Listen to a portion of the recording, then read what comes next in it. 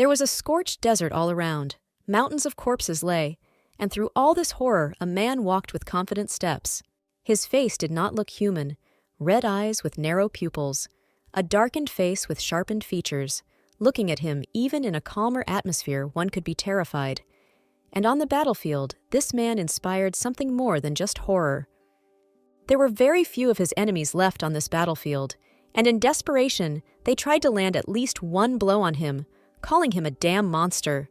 In some ways, they were even right, because when some lucky man managed to inflict a wound on the neck, the wound quickly healed, and only the man's eyes flashed ominously red. After that, things got even worse for the enemies, because the man seemed to speed up, striking more furiously than before. Without any hesitation, the man plunged his sword into the stomach of the last remaining warrior, finishing him off and taking his life without any hesitation. Blood splashed onto his face, but the man's eyes remained lifeless, as if he was completely unconcerned by the level of cruelty that was happening.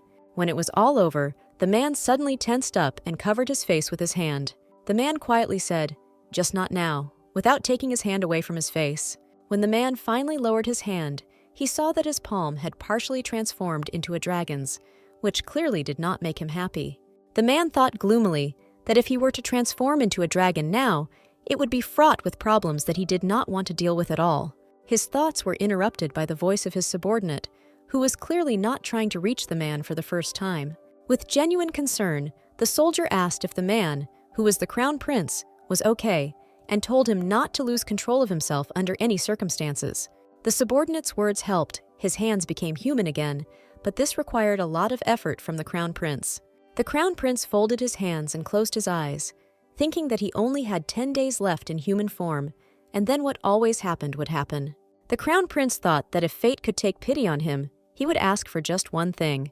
The crown prince wanted to see the girl from his old memories one last time, and only then die. A girl named Elena stretched out her hand, catching a snowflake, surprised to note that the snow had fallen too suddenly this year.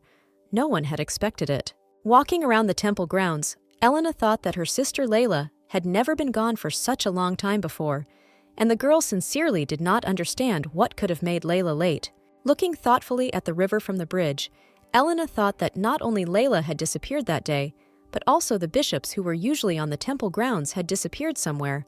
The girl also thought that they had too little time left, and wondered where her sister had disappeared to.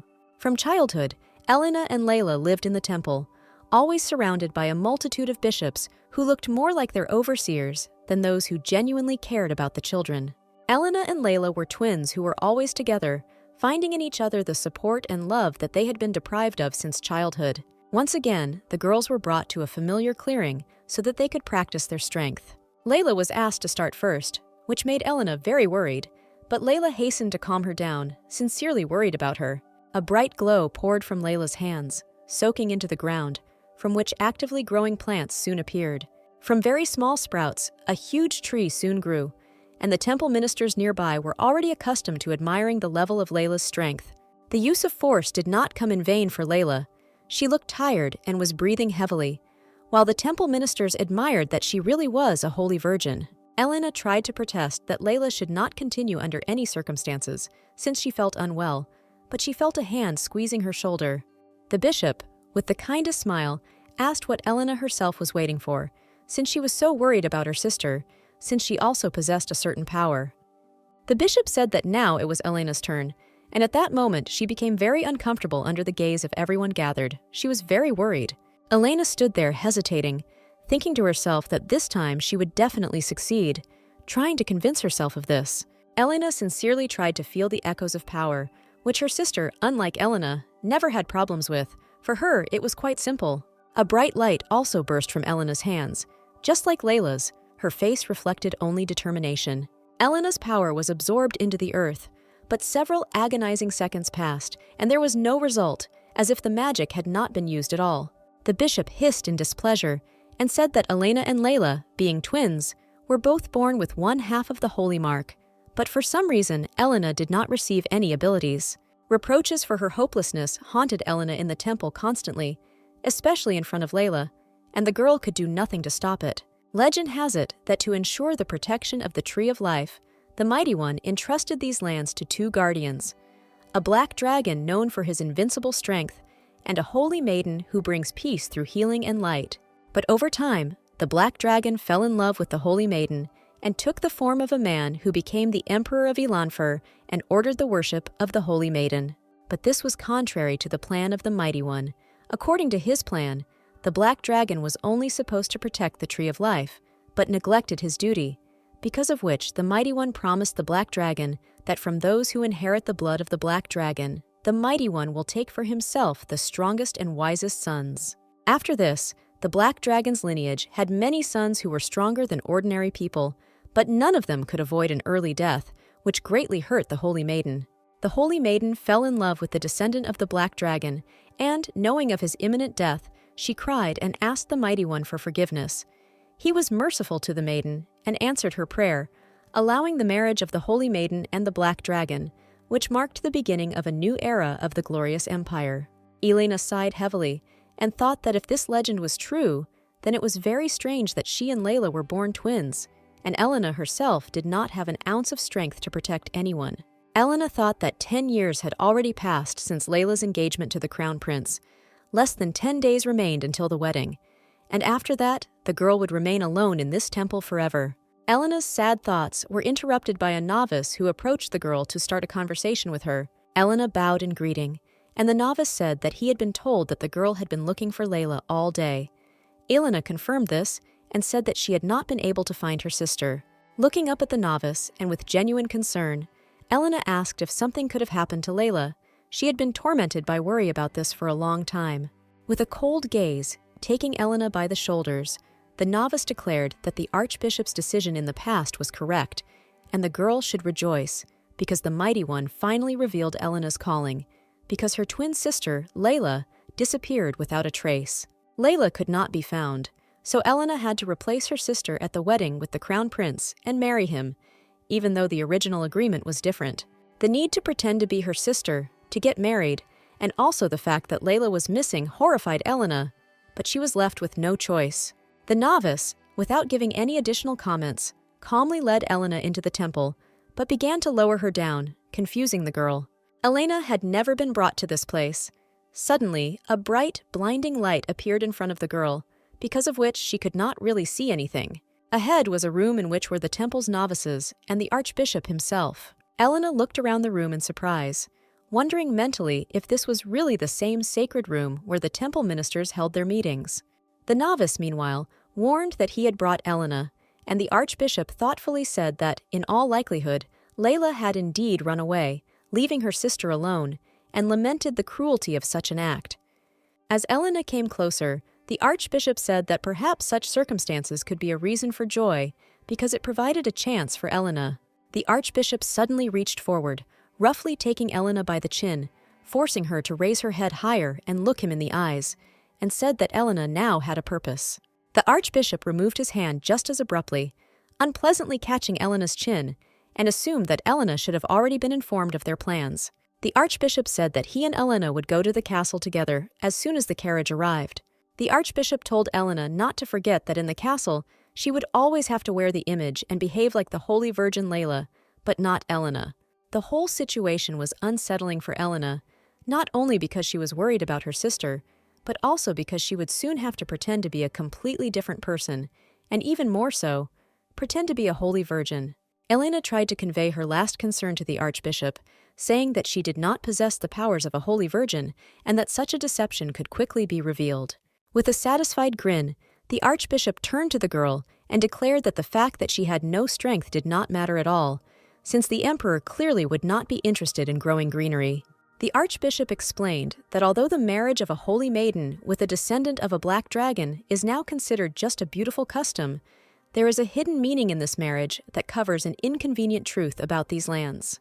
The archbishop said that whoever uses the power of the dragon eventually becomes a dragon himself, which surprised Elena very much, because she considered all the stories about the power of the black dragon to be just a legend. Elena was very tense about this information and the fact that the legend turned out to be true, and she asked what happens to a person when he turns into a dragon, to which the archbishop chuckled. He explained that with the power of the Holy Maiden, it was possible to delay the transformation, But it was impossible to completely avoid the fate of turning into a dragon, and besides, Crown Prince Kyle Elenfair had been taking part in battles since he was 16, actively using the power of the Black Dragon. Little did Kyle know that the more he used the Black Dragon's power for the good of the Empire, the closer he would become to becoming one. Turning away from Elena, the Archbishop said that in any case, as long as she behaved decently until the Crown Prince's transformation, no one would suspect anything, which outraged the girl, and she tried to dissuade the Archbishop from the idea of sending her to the palace. The Archbishop interrupted Elena and said that she did not understand the seriousness of the situation, because if Elena did not go to the palace instead of Layla, they would have to tell the Emperor that the Holy Virgin was missing, which would clearly not please him. The Archbishop said that in this case, the Emperor would turn everything upside down just to find Layla, and if his bloodhounds found Elena, then they would have to admit that all this time they had been hiding the twin sister of the Holy Virgin in the temple. The Archbishop said that it was better to get rid of Helen than to send the entire temple to the gallows for betraying the Emperor's trust. Without giving Elena a chance to come to her senses, the Archbishop harshly asked what exactly she would choose in that case, death or marriage with the Crown Prince. The choice was obvious, because Elena loved life, so soon she was already in the castle, sitting in front of the mirror in a wedding dress, and the servants were bustling around to make her a worthy bride. Elena felt uncomfortable, realizing that she would have to try very hard to make sure that no one noticed the substitution, and even the magnificent dress did not make her happy. Looking around, Elena realized with a bit of sadness that the Archbishop was right. Not a single person here suspected that a substitution had occurred, and this was due to the fact that everyone around simply did not care. Elena thought about the situation she found herself in, mentally returning to the legend of the Black Dragon and the Holy Maiden. Something seemed strange to the girl in all this. The descendant of the Black Dragon is part of the imperial line, which is in danger because of this. The Emperor should have ordered that everything about Elena be found out, but instead, it seemed like no one cared what would happen to the Crown Prince. But Elena mentally pulled herself up short, reminding herself that this wasn't what she needed to worry about right now, because if no one around her knew that she wasn't Layla, then the Crown Prince had known the Holy Maiden since childhood. He definitely should have realized that something was wrong. Already in the church, Elena thought that if the Crown Prince suspected anything, she would not be able to avoid the Emperor's wrath, and that would be very scary. The doors to the ceremonial hall were opened before Elena, the light from which even blinded the girl a little, and she only thought sadly that she did not want to die at all. Elena remembered her childhood, and the only person who paid attention to her, and not to Layla, and gave her the strength to move on. She thought that now she would also need him to share his courage with her, as he did then. Elena waited for the groom to finally arrive, but instead, she only heard sympathetic comments about how unlucky she was to be the Crown Prince's bride, immediately cut off by a reminder that such words could get her head cut off. Elena had been standing in anticipation for several hours, but the Crown Prince had still not arrived, and the subjects of the Empire were already beginning to worry, discussing the fact that the bride had been standing alone for several hours, and the day was coming to an end. Elena lowered her head, trying not to show her fatigue and confusion. The prince was still not there, and she did not know how to react to this. Elena clutched the bouquet tightly in her hands, thinking that she needed to control herself, because neither other people's words nor a long wait would upset Layla, which meant that she also needed to pretend to be unperturbed. The Emperor watched Elena closely, thoughtfully saying that even in such a situation, the girl managed to maintain her composure. The Emperor noted with a grin that he now understood perfectly well why Crown Prince Kyle began to behave decently at the mere mention of his bride's name. A servant approached the Emperor with an apology, asking if the Emperor was sure that Kyle would be able to attend his own wedding, considering that he had been sent on an expedition the day before, which now seemed an unwise decision. With the same cheerful grin, the Emperor asked if his servant was curious, which left the man puzzled. The Emperor explained that Kyle absolutely always follows any orders when his bride is mentioned. The Emperor said that he wanted to see for himself how serious Kyle was, thinking to himself that Kyle had to prove his seriousness to him and show him how far he was willing to go to get what he wanted, because that was what the Emperor's own actions would depend on. The sound of a door opening was heard, and people in the entire crowded hall seemed to simultaneously flinch because of it and turn towards the door in a single impulse. Elena also turned around, looking closely at the man who had entered and trying to understand whether her wait for the inevitable was over or not yet, and she had to wait. A man in black armor appeared in the passage, completely covered in blood. He walked confidently and frightened many with his mere presence. The man removed his helmet, revealing a blood-spattered face, and everyone recognized him as the Crown Prince. Kyle walked towards Elena, and the people around him looked at him in horror, unable to believe that this was the Crown Prince, and that he was heading towards his bride in such a form. The doubts of the people around were destroyed by someone's comment that this man was wearing a sword given to him by the Emperor, and it would be better for everyone to shut up if no one wanted to lose their head. But in the thoughts of many, there was still doubt, because the Crown Prince simply could not show up to his own wedding dressed like that. The only person who seemed to enjoy the situation was the Emperor, who laughed heartily that Kyle had managed to come after all. This calmed everyone around, and Elena, because if the man had been an imposter, the Emperor would not have laughed, and the man in armor would have already been stopped. Elena looked in confusion at the man who was getting closer and closer to her. He seemed extremely unusual to her, and she wanted to understand him. Elena looked closely at his face, trying to understand what kind of person she would link her fate with and what her future would be like.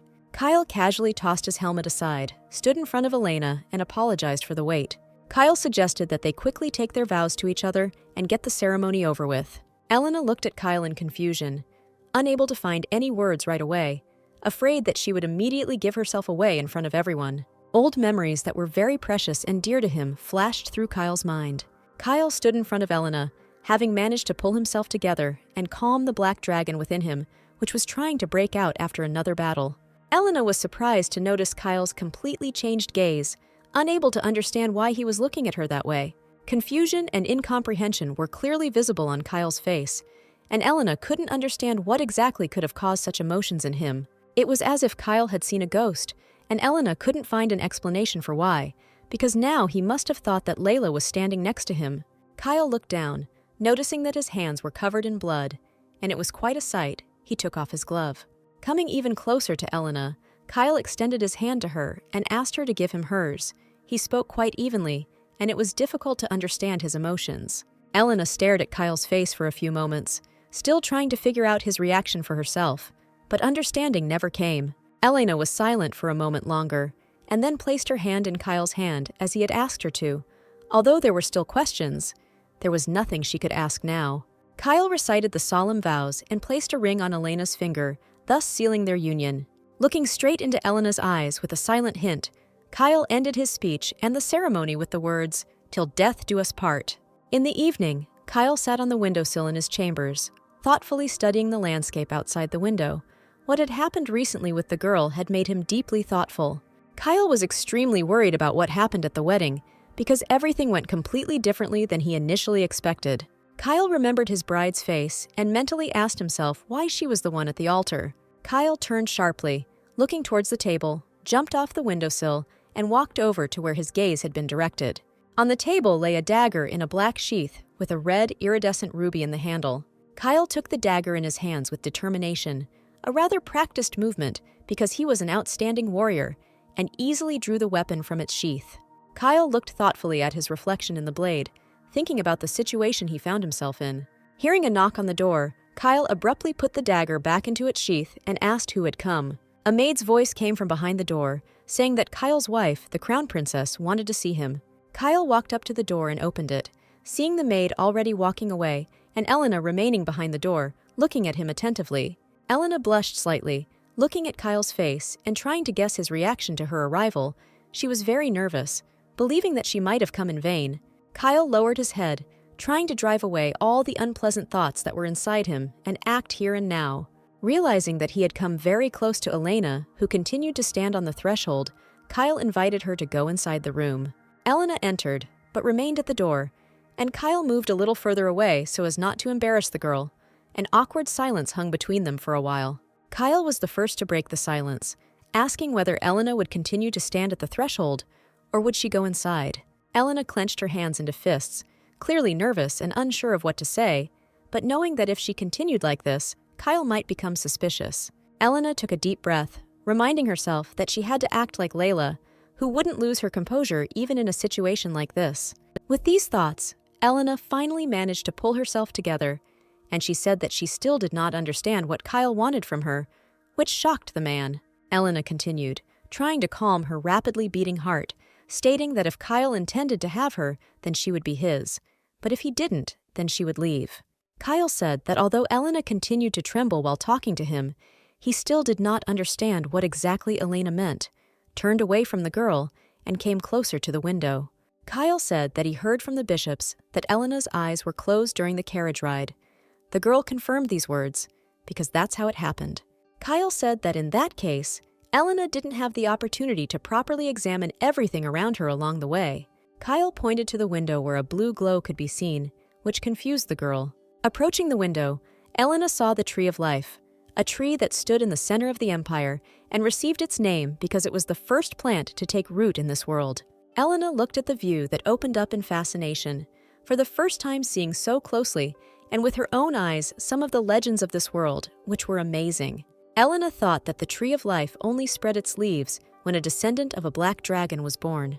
With delight, and without taking her gaze off the Tree of Life, Elena exclaimed that, apparently, the flowers should soon bloom. Kyle looked at Elena with a soft smile, absorbing her emotions and enjoying her reaction. He was pleased to see her so emotional and real. But he couldn't afford to relax for long, so he took Elena by the forearms, turned her towards him, and said that the Tree of Life would indeed soon bloom its flowers. Kyle leaned closer to Elena and said that by that time it would be too late, because his fate would not be rosy. Without letting go of Elena, Kyle asked if she had forgotten her duty to him, because only she could help him with his unenviable fate. Elena, confused, said that it was her duty to delay Kyle's transformation into a black dragon, but Kyle said that was not true. Kyle placed his hands on Elena's shoulders and said that once the flowers on the Tree of Life bloomed, the descendant of the black dragon would irrevocably turn into a dragon. Kyle said that in other words, he would completely lose his humanity and turn into a ruthless monster that would kill others. Kyle placed a dagger in Elena's hand, saying that he believed that the girl had not forgotten her promise made 8 years ago, even though it was cruel. Kyle explained that Layla had promised him that she would free him before he turned into a dragon, which startled Elena, who clutched the dagger to her chest. Kyle knelt down in front of Elena, smiled serenely, and asked her to kill him as Layla had promised him, because it would free him from his dark fate. Elena looked at Kyle, not believing what exactly he was asking for, or that Layla could actually give him such a ruthless promise. Kyle pointed to his heart area and told Elena that she needed to hit exactly this point, and then she would be able to easily achieve the desired result. Kyle explained that Elena needed to hit him in that spot with as much force as she could, because killing him wouldn't be that easy. Elena stood there confused, her vision darkening and the loud sound of her heart in her ears, wondering if she had heard correctly that Kyle wanted her to kill him. Elena wondered if Kyle was serious about telling her to kill a man she had met for the first time in her life. Elena was shaking. She didn't know what she could do in such a situation. She wanted to admit that she was not Layla, not the person who made such a terrible promise. The dagger fell from Elena's weakened hands, and the girl recoiled in horror from Kyle. All this was too much for her, and she did not want this. Kyle watched Elena's reaction closely, realizing that she would not fulfill the promise given to Layla. Confirming Kyle's thoughts, Elena exclaimed that she would not do this, because it was too cruel and too terrible. Kyle stood up from his knee and said that if that was the case, and the girl was not going to kill him, then there was no need for her to be here, because she could not do anything more for him. Kyle came closer, looming over Elena, and said that since she didn't plan to fulfill Layla's promise, she should leave the palace. The look Kyle gave her at that moment scared Elena, because it seemed like the look of a black dragon wanting to kill, not a human. Elena froze in front of Kyle, unable to find the words to explain something to him, to convince him of something, because she herself was not sure what exactly she wanted to say. Elena thought that if Kyle ordered her to leave the palace, the girl would have to listen to him and return to the temple. Elena's heartbeat quickened even more. She remembered the archbishop and his last instructions before her departure, and this was not an option for her. The archbishop said that all that would await her if she returned to the temple was death, which meant that she could not return. She simply could not do it. Elena looked at Kyle and thought that her only option in this case would be to try to kill this man. Kyle, noticing the girl's reaction and not waiting for an answer from her, asked why she was hesitating. It really seemed strange to him. Kyle placed his hands on the windowsill on either side of Elena, keeping her from moving as he waited for her answer. Kyle said that if Elena didn't kill him here and now, then she would be the one who would face Kyle face to face when he became the Black Dragon. Kyle explained that the descendant of the Black Dragon has a virtually immortal body. Neither a sword strike nor a flame of fire can harm him. He will simply regenerate, and the only one who can kill such a person is the Holy Maiden. Elena looked at Kyle in horror and wondered if this was true, and if this was what the Archbishop was talking about when he said that in time she would understand what exactly was going to happen. Kyle placed his palms on Elena's shoulders and squeezed them gently, saying that since she would not grant his wish to die as a human, he had another request for her. With desperation, Kyle looked into Elena's eyes and asked her not to stay near him. Elena clenched her fists and asked what would happen if she refused, because she didn't like Kyle's request either, since she still had nowhere to return to. Elena even raised her voice at Kyle, accusing him of wanting her to run away to save her skin instead of staying by his side to support him. Elena lowered her head, losing her ardor a little, and said that if she did that, everyone would either be wounded or killed, and it was unclear what the enraged inhabitants of the Empire would do to Kyle himself in that case. Kyle dropped his hands and replied that it was absurd for Elena to worry about other people's lives, considering that she herself was in an unenviable position. Seeing that Elena was not going to obey him and agree with him, Kyle picked her up and threw her over his shoulder as if she weighed nothing at all. This situation outraged Elena. She did not understand what he wanted, and she asked what Kyle was doing, demanding that he let her go immediately. Kyle paid no attention to Elena's indignation, starting to walk calmly forward. Kyle, not feeling any discomfort with Elena hanging on him, said that since she didn't want to leave on her own, he would send the girl out of the castle himself. Elena tried to call out to Kyle, asking where exactly he was taking her and almost begging him to let her go. She didn't like all this at all. Kyle said as he walked down the stairs that Elena had nothing to worry about, because if she was outside of Island Fair, she could avoid the nightmare. Holding on to Kyle's shoulders to keep from falling, Elena asked if he was going to banish her from these lands. Having intercepted the girl more conveniently, Kyle asked if it was clear to Elena why she was sent to this castle, because all that those around her cared about was only achieving their own goals, and the girl's safety did not matter to them at all. With a grim face, Kyle said that there was not a single person in the Empire who would thank Elena for her sacrifice, because everyone was only worried about their own skin. Elena looked at Kyle, thinking that of course he was right, but she just couldn't agree with him, because she didn't have any other options anyway. Elena wondered what would happen to Kyle if she did leave, and she felt very sorry for him. Meanwhile, Kyle walked outside and approached the soldier, who was clearly waiting for him and waiting for the next commands that he could carry out. Kyle finally lowered Elena to the ground, pointed to the man, and told her to leave with him, as this man was supposed to help her get to safety. Elena didn't budge and asked again what would happen to Kyle if she left. She really didn't like the prospect of it all. Elena thought that if she returned to the temple, she would be killed. But it was strange that this was not what was bothering her now. What was really bothering her was Kyle. Elena moved closer to Kyle, grabbed his shirt, and asked what would happen to him when he turned into a dragon and if she wasn't there. Kyle was surprised by Elena's actions, but he didn't want to answer, so he replied that it didn't matter at all, especially if she was safe. Elena exclaimed that it mattered to her, and she wanted to know the answer, not just run like a coward to save her life. Elena said, with some resentment, that Kyle continued to worry about her safety instead of worrying about his own. Elena asked if Kyle had ever thought about running away, changing his life, and not being involved in all of this. Elena said that the only fate that awaits Kyle in this castle is a sad and inevitable death, so why not try to escape? Elena clenched her hands into fists and said that perhaps it was better to be a living dragon than a dead person. Kyle looked at Elena carefully, wanting to agree with her, but realizing that there was too much at stake and he couldn't just up and run away. Kyle replied that there were things to fear far more than death, so he couldn't make that choice. Kyle put his arm around Elena's shoulders again, explaining that he would like to die as a human, not as a hated dragon. Kyle said he doesn't want to lose himself and destroy what he holds dear and hurt those he cares about. Kyle looked at Elena, noting to himself that he had seen such a look before.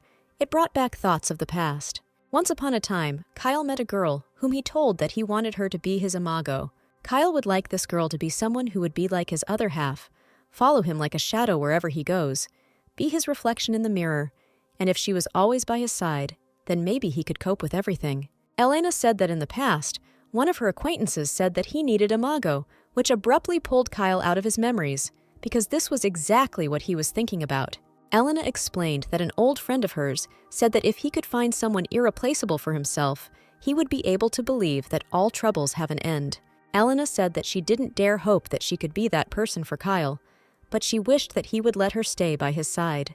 Elena hung her head, thinking that she was not Layla at all, and there was little she could do, but it seemed that Kyle believed otherwise. Elena thought there was one thing she was sure of because of Kyle's expression and his actions this evening. She was sure that imago for Kyle was Layla, who was a mirror image of Elena herself. Elena said that Kyle had been waiting for her for 8 long years, and she didn't want to leave him alone to run away and save only her own life. Elena explained that Kyle was the only person who cared about her safety as a holy virgin, so she wanted to help him too. Taking Kyle's hand, Elena asked him if he would be willing to start his life over from scratch if she could find a way to prevent him from turning into a black dragon. Kyle muttered thoughtfully about living from scratch and asked if Elena really thought it was possible, since no one had ever talked about it. Kyle said that countless scientists, doctors, bishops tried to cure the descendants of the black dragon, but absolutely all of their attempts were unsuccessful. Kyle said that in all this time, not a single descendant of the black dragon was able to escape their fate, and the scenario always ended the same way. Kyle explained that there were no exceptions, and apparently it was just his destiny that could not be changed. It would be surprising if otherwise was possible. Elena said that she did not agree with this, and thought that if what the archbishop said was true, then she and Layla were the only holy virgins born as twins. Elena thought that her very existence disproved the fact that there could be no exception to the rule, for if there really was a path called destiny, it had already taken a new direction. Elena confidently said that she would definitely find a way to completely turn Kyle into a human and save him from a cruel fate. Elena added that she would do it before the flowers on the Tree of Life bloomed and Kyle would run out of time. Elena asked Kyle to give her a chance to prove that he was wrong in his beliefs, and that she could find a way to save him. Kyle walked closer to Elena and slammed his fist into the wall above her head. He was worried about her and didn't want her to do this. Kyle asked Elena indignantly what exactly he needed to say or do to make her finally understand the deplorable nature of his situation. Kyle tried to explain that by staying with him, Elena was simply putting her life in danger, since there was nothing else she could do for him. Elena sighed and asked again what would happen when Kyle turned into a dragon if she left, not only with him, but with the people of Elenfair as well. Elena said that everyone has something or someone they don't want to lose. But when Kyle becomes a dragon, everyone will suffer losses, and she wouldn't want that. Elena told Kyle that she also has a dear person whom she does not want to lose, and for this she is ready to do a lot. Kayla was surprised by this, but Elena continued and said that there was no point in her surviving alone if everyone else died, since it would give her nothing. Kyle's face darkened even more. The mention of someone dear to Elena angered him, and he began to be overcome with conflicting feelings. Kyle asked if Elena was trying to tell him that this man's life was more important to her than her own, and that she was willing to put everything on the line for him. Elena responded that she doubted that she and Kyle had much of a difference in what they valued and considered important. Kyle realized that no matter what he said, he would not be able to convince Elena of the need to escape. She was too stubborn a girl. Kyle turned away and said that since none of his arguments could convince Elena, she was free to do as she pleased. Kyle told Elena to remember that this was her only chance to save herself, and it would be better if she changed her mind and used it. Kyle continued and said that if Elena did not fulfill her promise before the first flower bloomed on the Tree of Life, then he would order the girl to be banished from Elenfair. Elena was happy with this option and agreed with Kyle's decision, because she truly believed that she could find a solution for him. Kyle, however, suddenly found himself too close to Elena again and told her that she should not forget that until then she remains his wife, and this imposes certain responsibilities. Elena was moved by Kyle's words and asked him what exactly he meant and what responsibilities this placed on her. Kyle explained that he would not ask her who exactly she held so dear, but he hoped that she would not mention that person again while she was the Crown Prince's wife. Elena looked at Kyle in surprise, who had already taken a step back. She expected different things, but not these words. Elena sincerely didn't understand what she had said that had upset Kyle so much. Curtsying slightly, Elena replied that she would keep that in mind and try not to anger Kyle. Suddenly, Elena felt moisture on her cheeks. Not understanding what was happening to her, for some reason she suddenly began to cry. Along with the tears, Elena felt a sharp dizziness, thinking that perhaps it was due to emotional stress. But before the girl could say anything, she staggered and fell towards Kyle. Kyle was scared, but the warrior's reaction did not fail him, and he managed to catch Elena, not letting her fall, and gently holding her. Kyle looked closely at Elena's face to understand what exactly had happened to the girl. It was all quite unexpected. Seeing Elena's serene look, Kyle exhaled, concluding that the girl was probably too tired and fell asleep. Kyle carefully picked Elena up and headed towards the castle. Leaving her here was wrong, and he intended to fix it. Kyle carefully carried Elena through the corridors, carefully watching the girl's face to make sure that she was indeed okay. Entering the room, Kyle walked up to the bed and carefully lowered the girl onto the bed, finding this place much more suitable for her. Elena must have been dreaming, because she mumbled something incoherently in her sleep and was a little tense. Kyle gently took a strand of Elena's hair, quietly saying that it was like he was in a nightmare from which he could not wake up and could not escape. Kyle asked into the void why it was Elena, his imago, who was sent to Elenfair, and not Layla. The man could not even imagine that his reunion with Elena would take place in such a way. The servants asked the head maid in the morning if she really intended to wake Kyle. The girls worriedly said that some had even gotten hurt when they tried to wake Kyle, and the head maid should have known this better than anyone else. The head maid replied gloomily that they simply had no choice, since half an hour had already passed since the Emperor had given the order to check on Kyle's condition. The head maid ordered Julie, one of the young maids, to go check on Kyle first. Julie couldn't refuse, so she headed towards Kyle's room. She was a little anxious, but she tried to control herself. Julie hesitated, then knocked on the door, apologized, and said she brought news from the Emperor. Julie soon heard permission to enter the room, which surprised her greatly, because she did not expect it to be so easy. The picture that opened before Julie's eyes when she entered the room surprised her even more, because Kyle was not sleeping, but was looking at Elena, as if guarding the girl's sleep. After collecting her thoughts, Julie said that the Emperor was worried about Kyle and asked Kyle to meet him in an hour. Kyle looked away from Elena, rather reluctantly, and his gaze immediately became much harder as he began to look at the maid. Kyle asked where exactly the Emperor wanted to meet him, to which he received an answer from the head maid that the Emperor was waiting for him in his office. Kyle looked regretfully at Elena, whom he didn't want to leave completely alone, and finally ran a strand of her hair through his fingers. Kyle kissed Elena's hair and said that he would go to the Emperor right now, giving orders to tell Elena about this when she woke up so that she would not be afraid. This display of emotion embarrassed all the maids, but no one dared to comment on Kyle's actions, as they were too afraid for their lives. Only one maid was attentively catching any changes that might be in Kyle. She was not too afraid, because she had a clear task.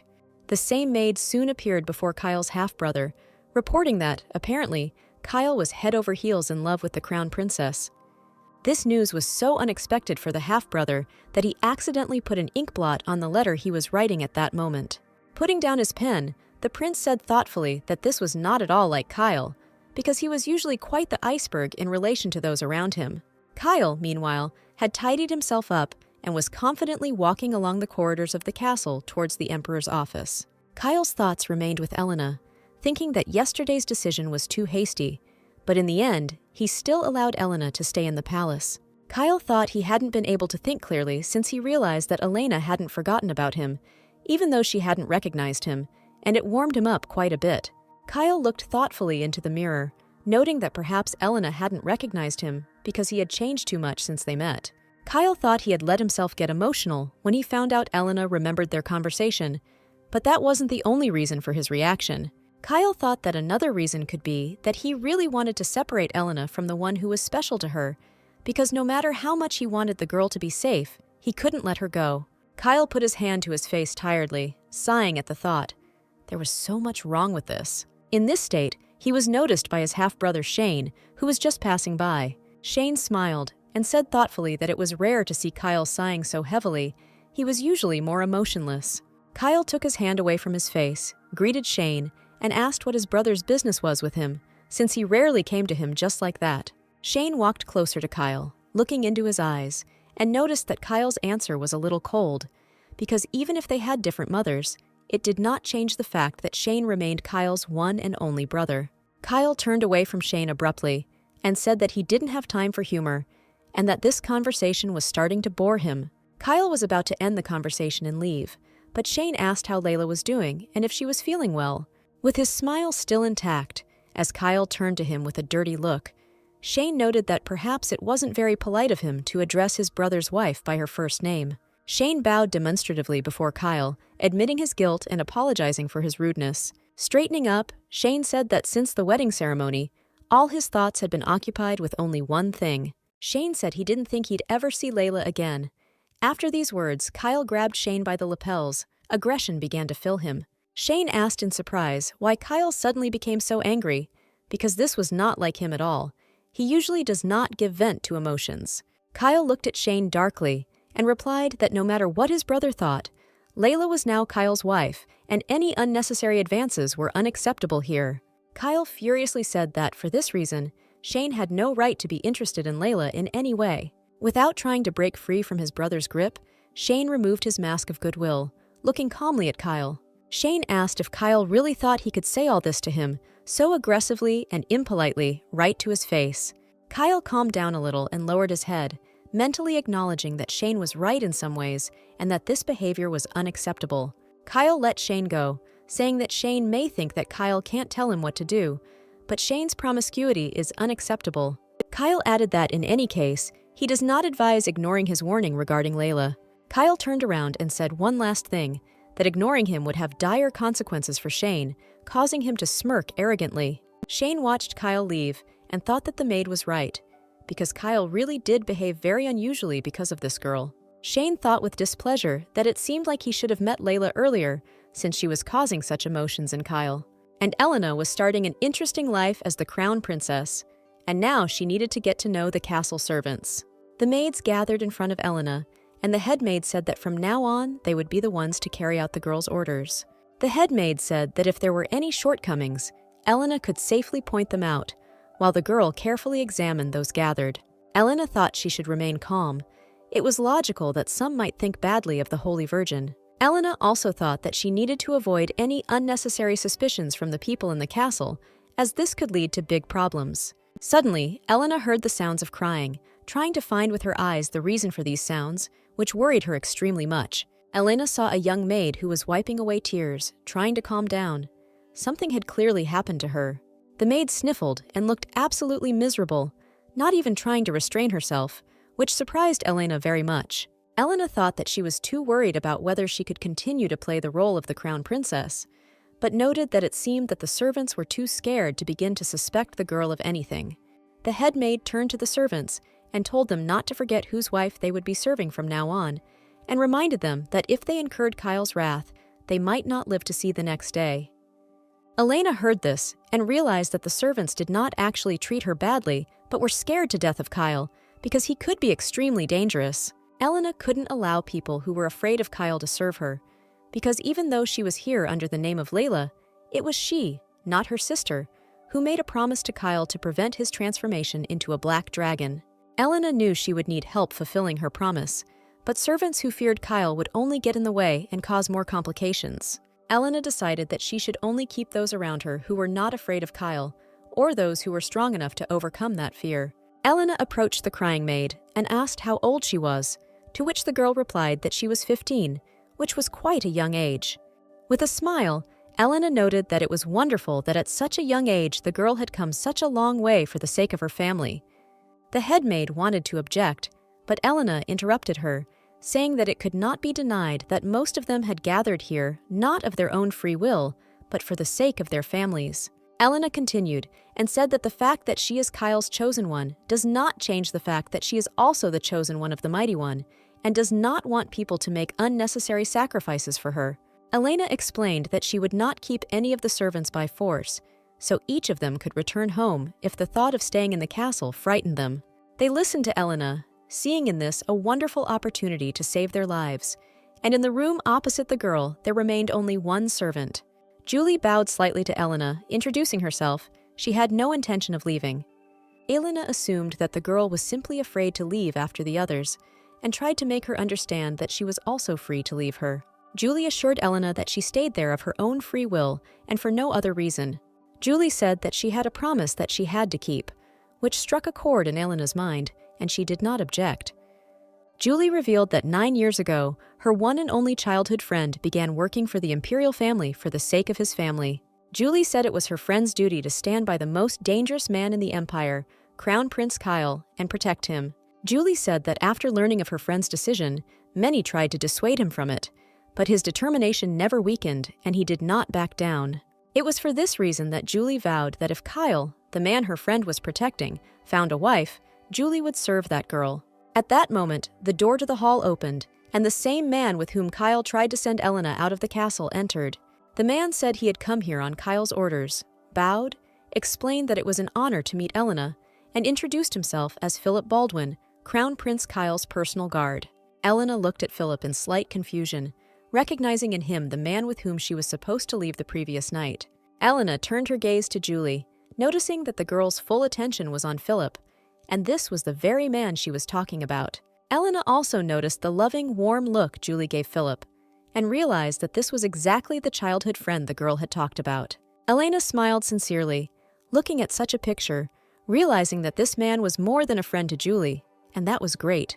Elena remembered that a boy from her past, so distant but still pleasant, had once looked at her in exactly the same way. Philip's voice interrupted Elena's recollection as he turned to her and knelt down. Philip bowed his head and said that Crown Prince Kyle had appointed him as Elena's personal guard, and he would now protect her. Philip told Elena not to hesitate to rely on him at any time when Kyle himself physically cannot be near the girl. Philip explained that Kyle had given him orders to put Elena's safety first and protect her from any threats that might come her way. Elena was pleased that Kyle had provided her with his closest assistant, but she quickly reprimanded herself by saying that she shouldn't deceive herself, and Kyle had done this not for her sake, but for Layla's. Elena clenched her fists and thought that Kyle could do this for her sake could drag her into an emotional swamp from which she would not be able to escape. Elena thought that she shouldn't forget about the promise she made to Kyle, and the girl needed to focus on what needed to be done. Elena looked at Julie and Philip and understood that Philip had been serving in Kyle's personal guard for 9 years. Julie had decided to work in the castle because of her trust in Philip, which meant that these two were here of their own free will and deserved to be trusted. Elena announced that she and Crown Prince Kyle would henceforth remain in the care of Philip and Julie, to which they both responded that they would serve Elena and Kyle faithfully. Elena smiled sincerely and said that in that case she had a favor to ask of Julie and Philip right now. Elena said that she needed Julie and Philip to take her to a place where many records of the Empire's history could be found. But this caused a strange reaction. Elena asked if there was a problem with that. Noticing Philip and Julie's darkened expressions, she didn't understand what exactly caused such a reaction. Philip, after thinking for a bit, replied that he couldn't call what was bothering him and Julie a problem, but there were still certain difficulties. However, Philip noted, the difficulty is that a certain uninvited guest likes to spend time in this place. A little later, Elena and Philip walked through the great hall of the castle, hearing the whispers of servants around them discussing her and Kyle. Elena tried to remain calm, but the whispers also made her nervous, because there was very little positive in them, more fear and condemnation. Elena was also uneasy because she was not sure whether Philip could accompany her in this way. Elena decided that Philip must know the answer to the last question, and turned around, asking her escort if this was some kind of breach of etiquette. Philip said that it was indeed not quite according to the rules, but Kyle told him to follow only Elena's orders, and the man asked if she was uncomfortable with him walking behind the girl. Elena said that this was not exactly what was bothering her, and explained that she would like to ask Philip a question, to which he expressed his willingness to answer to the best of his ability. Elena explained that she found it strange that Philip, unlike everyone else, addressed Kyle quite simply, without unnecessary formalities. Philip was only slightly surprised by such a question, thoughtfully saying that this is what interested Elena. Philip explained that he had been serving Kyle since Kyle was 15 years old, which was already 9 years ago. Philip said he has many younger brothers and sisters, and he was very surprised when he first met Kyle, because he didn't seem to be much different from Philip's younger brothers and sisters. Philip said that he very soon realized that he was wrong in his initial conclusions, and Elena asked how much different Kyle was from other children his age. Philip asked if Helena knew that the Emperor had summoned Kyle to him, to which the girl replied that the head maid had told her about it in the morning, as soon as she woke up.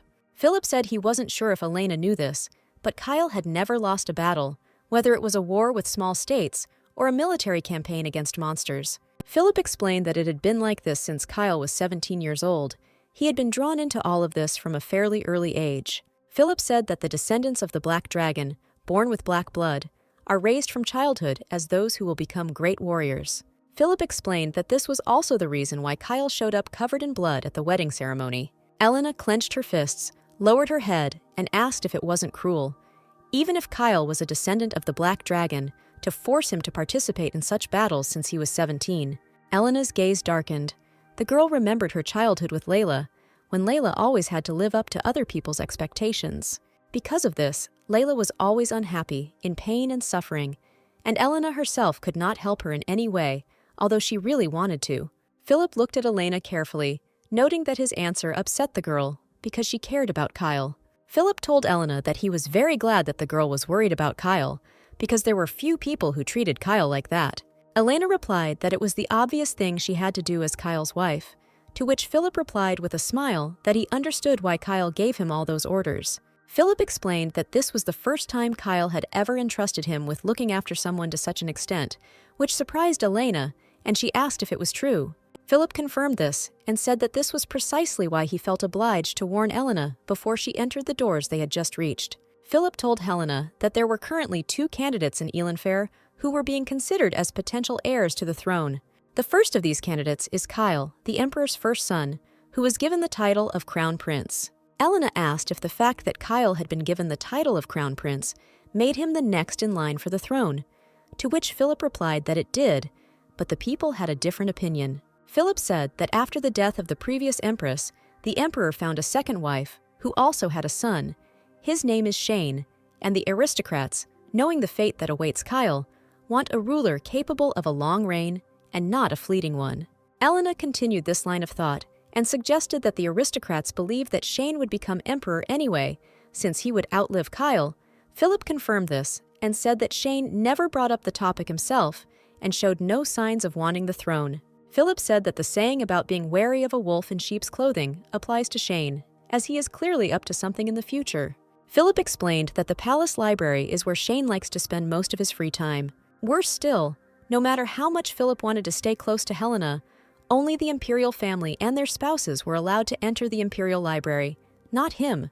Philip leaned a little lower and said that if Elena suddenly met Shane in the library, she was not obliged to talk to him or answer his questions. Moreover, Elena had every right to leave the library immediately, and in case of danger, she could call Philip by name, and he would come to the rescue, because the girl's safety was more important to him than the Emperor's orders. Elena walked through the library with apprehension and thought that she had not planned to stay here for long because of Philip's warning, but unfortunately, she could not find anything useful for herself.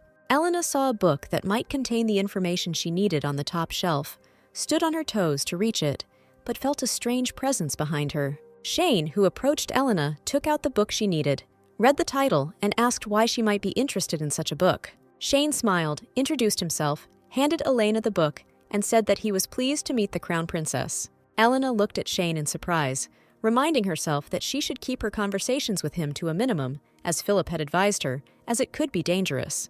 Elena thanked Philip with restraint, trying to end the conversation as quickly as possible and not develop this conversation in order to avoid trouble. Shane didn't let her go, taking her hand and touching it with a kiss. It was quite an unexpected gesture for the girl. Shane said it had been a long time since he and the Holy Virgin had spoken face to face, watching Elena's reaction closely. Elena's heart began to beat faster in fear. She tried to wrap her head around the fact that Shane and Layla could know each other. Elena was confused and wondered how she could answer Shane's question without giving herself away, since she wasn't her sister and didn't know anything about it. In the past, Layla always told Elena about her meetings with Kyle when she returned from the castle, but she never mentioned her acquaintance with Shane. Elena looked at Shane carefully, trying to understand whether Layla simply didn't think it was necessary to talk about him, or whether Shane was specifically testing Elena. Elena took her hand from Shane and replied that she didn't remember her childhood well enough to somehow maintain neutrality and not reveal herself.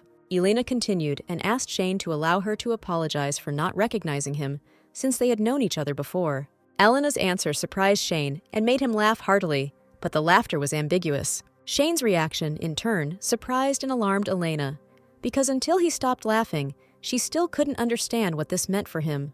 After laughing, Shane explained that he believed that he was the one who should ask for forgiveness, since he had made a joke at Elena's expense and they had not met.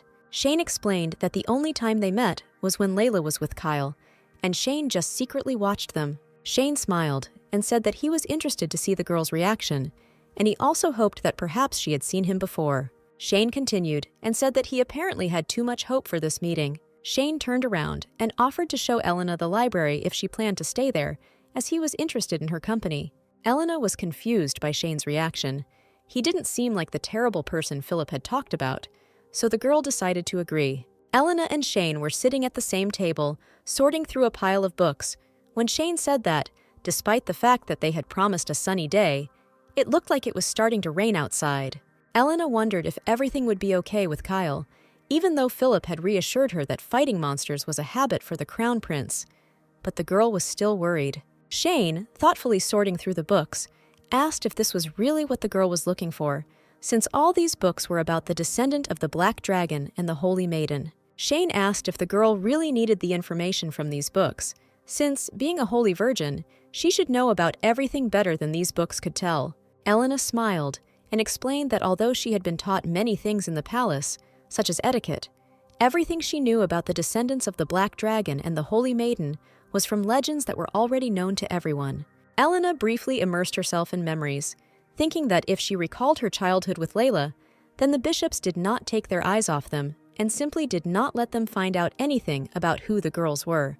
Elena asked Shane if he knew anything about the descendants of the Black Dragon, but Shane replied that although it would be logical, unfortunately, he also only knew the common facts. Shane rose from the table, saying that although he didn't know anything special about the descendants of the Black Dragon, he knew his brother well. Shane walked around Elena from behind, standing next to the girl, and said that he knew his brother more than anyone else. Shane smiled widely and said that he had been curious from the very beginning about who exactly the girl wanted to know about, himself or Kyle. Shane assured her that he now had an answer to that question, which again made Elena a little nervous, as if they were playing a game with her that she didn't understand. Shane leaned closer and said that he had heard that holy virgins were raised without knowledge of the outside world until they came of age. Shane placed his hand on top of Elena's and sympathized with the fact that the girl was alone in the palace, saying that he could not imagine how stuffy and lonely she was. Shane soothingly said that it was okay, because he understood perfectly well what kind of person Kyle was,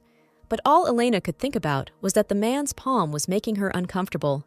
Elena thought that although her first meeting with Kyle had brought many surprises, since then Kyle had only been worried about her safety. Shane, on the other hand, apparently believed that Elena must necessarily want to avoid Kyle and think of him exactly the same as other people. Shane asked the girl to give him her hand, holding out the sachet to her and saying that she needed to give this gift to Kyle, who would definitely be happy about it, but such a request made Elena wary. Elena was about to refuse to take anything from Shane's hands, but at that moment, the voice of one of the guards was heard, addressing Shane. Shane asked the man who entered what exactly had happened, to which he explained that the Emperor wanted to discuss with Shane Kyle's return to the castle. Elena, hearing about Kyle's return, intervened in the conversation and asked if the Crown Prince was okay and if he had suffered from recent events. While Elena wasn't looking, Shane smirked with a cold gaze, thinking that everything was going as he planned. Shane said that most likely, like always, Kyle was covered in blood when he returned, but otherwise he was fine and there was nothing to worry about. The guard confirmed this, which horrified Elena, who thought that the blood belonged to Kyle himself and that he was not okay after all. Elena turned to Shane and said that she had to go to Kyle as soon as possible to check that nothing terrible had really happened to him. Shane bowed, saying he had a nice time and asking the girl to take care of herself. Elena turned around and almost ran out of the library, not remembering that she wanted to return Sasha to Shane, who looked after her with satisfaction. The guard thoughtfully said that the Crown Princess must have misunderstood the situation, because the blood Kyle always came back in was not his, but the monsters he killed, which made Shane laugh. With a chuckle, Shane told the guard that it was just a harmless joke that the girl didn't understand, and there was nothing wrong with her reaction. Shane said thoughtfully that he hoped Kyle would like his gift, while Elena, meanwhile, was already running to Kyle's room to check on his condition. Near the room, Elena saw Philip and Julie, who flatly refused to let her see Kyle. Philip said that they were keeping Elena out for her own safety, and Julie added that it was better for Elena not to see Kyle right now. Elena was indignant and said that Kyle had already managed to report the battle to the Emperor, even though he was covered in blood, and asked why neither she nor the doctor could enter to see him. Philip and Julie bowed and apologized, but said that Kyle had ordered them not to say anything to Elena about this. Elena wanted to continue arguing with Philip and Julie, but suddenly, strange, scary sounds were heard from Kyle's room. Elena was confused, but the anxiety only grew in the girl's soul. She wanted to go in and understand what was happening and somehow help Kyle. The sounds continued. There was a feeling that something was breaking inside the room. Someone was moaning, and eventually, a heartbreaking scream was heard. Philip and Julie, like Elena, looked at the door carefully, but did not dare to even approach. The sounds were too terrifying, and even Elena did not know what to do. Elena raised her hand to her mouth in horror, imagining in her head what could be happening in this room with Kyle, and tried to pull herself together. Ignoring Philip and Julia, who tried to stop her, Elena ran to the door of Kyle's room. Elena knocked on the door, calling Kyle and asking him to open it for her, but when she received no answer, she went inside herself. Elena apologized to Philip for not listening to his warnings, but she knew she had to do just that. Elena apologized to Philip for closing the door from the inside when she was alone with Kyle. She knew that he would worry about her. Elena turned around when she heard footsteps and asked if Kyle was okay, and if there was anything she could do to help. But the picture that opened up horrified Elena when Kyle came out into the brighter part of the room. Kyle was holding onto the doorframe, clearly swaying from weakness. Broken furniture was scattered around, and a bloody sword lay in the middle of the room. Kyle himself was indeed covered in blood, which greatly worried Elena, because it was far from the blood of his enemies with whom he had to fight. Elena's heart sped up as she took a closer look at Kyle and everything around her.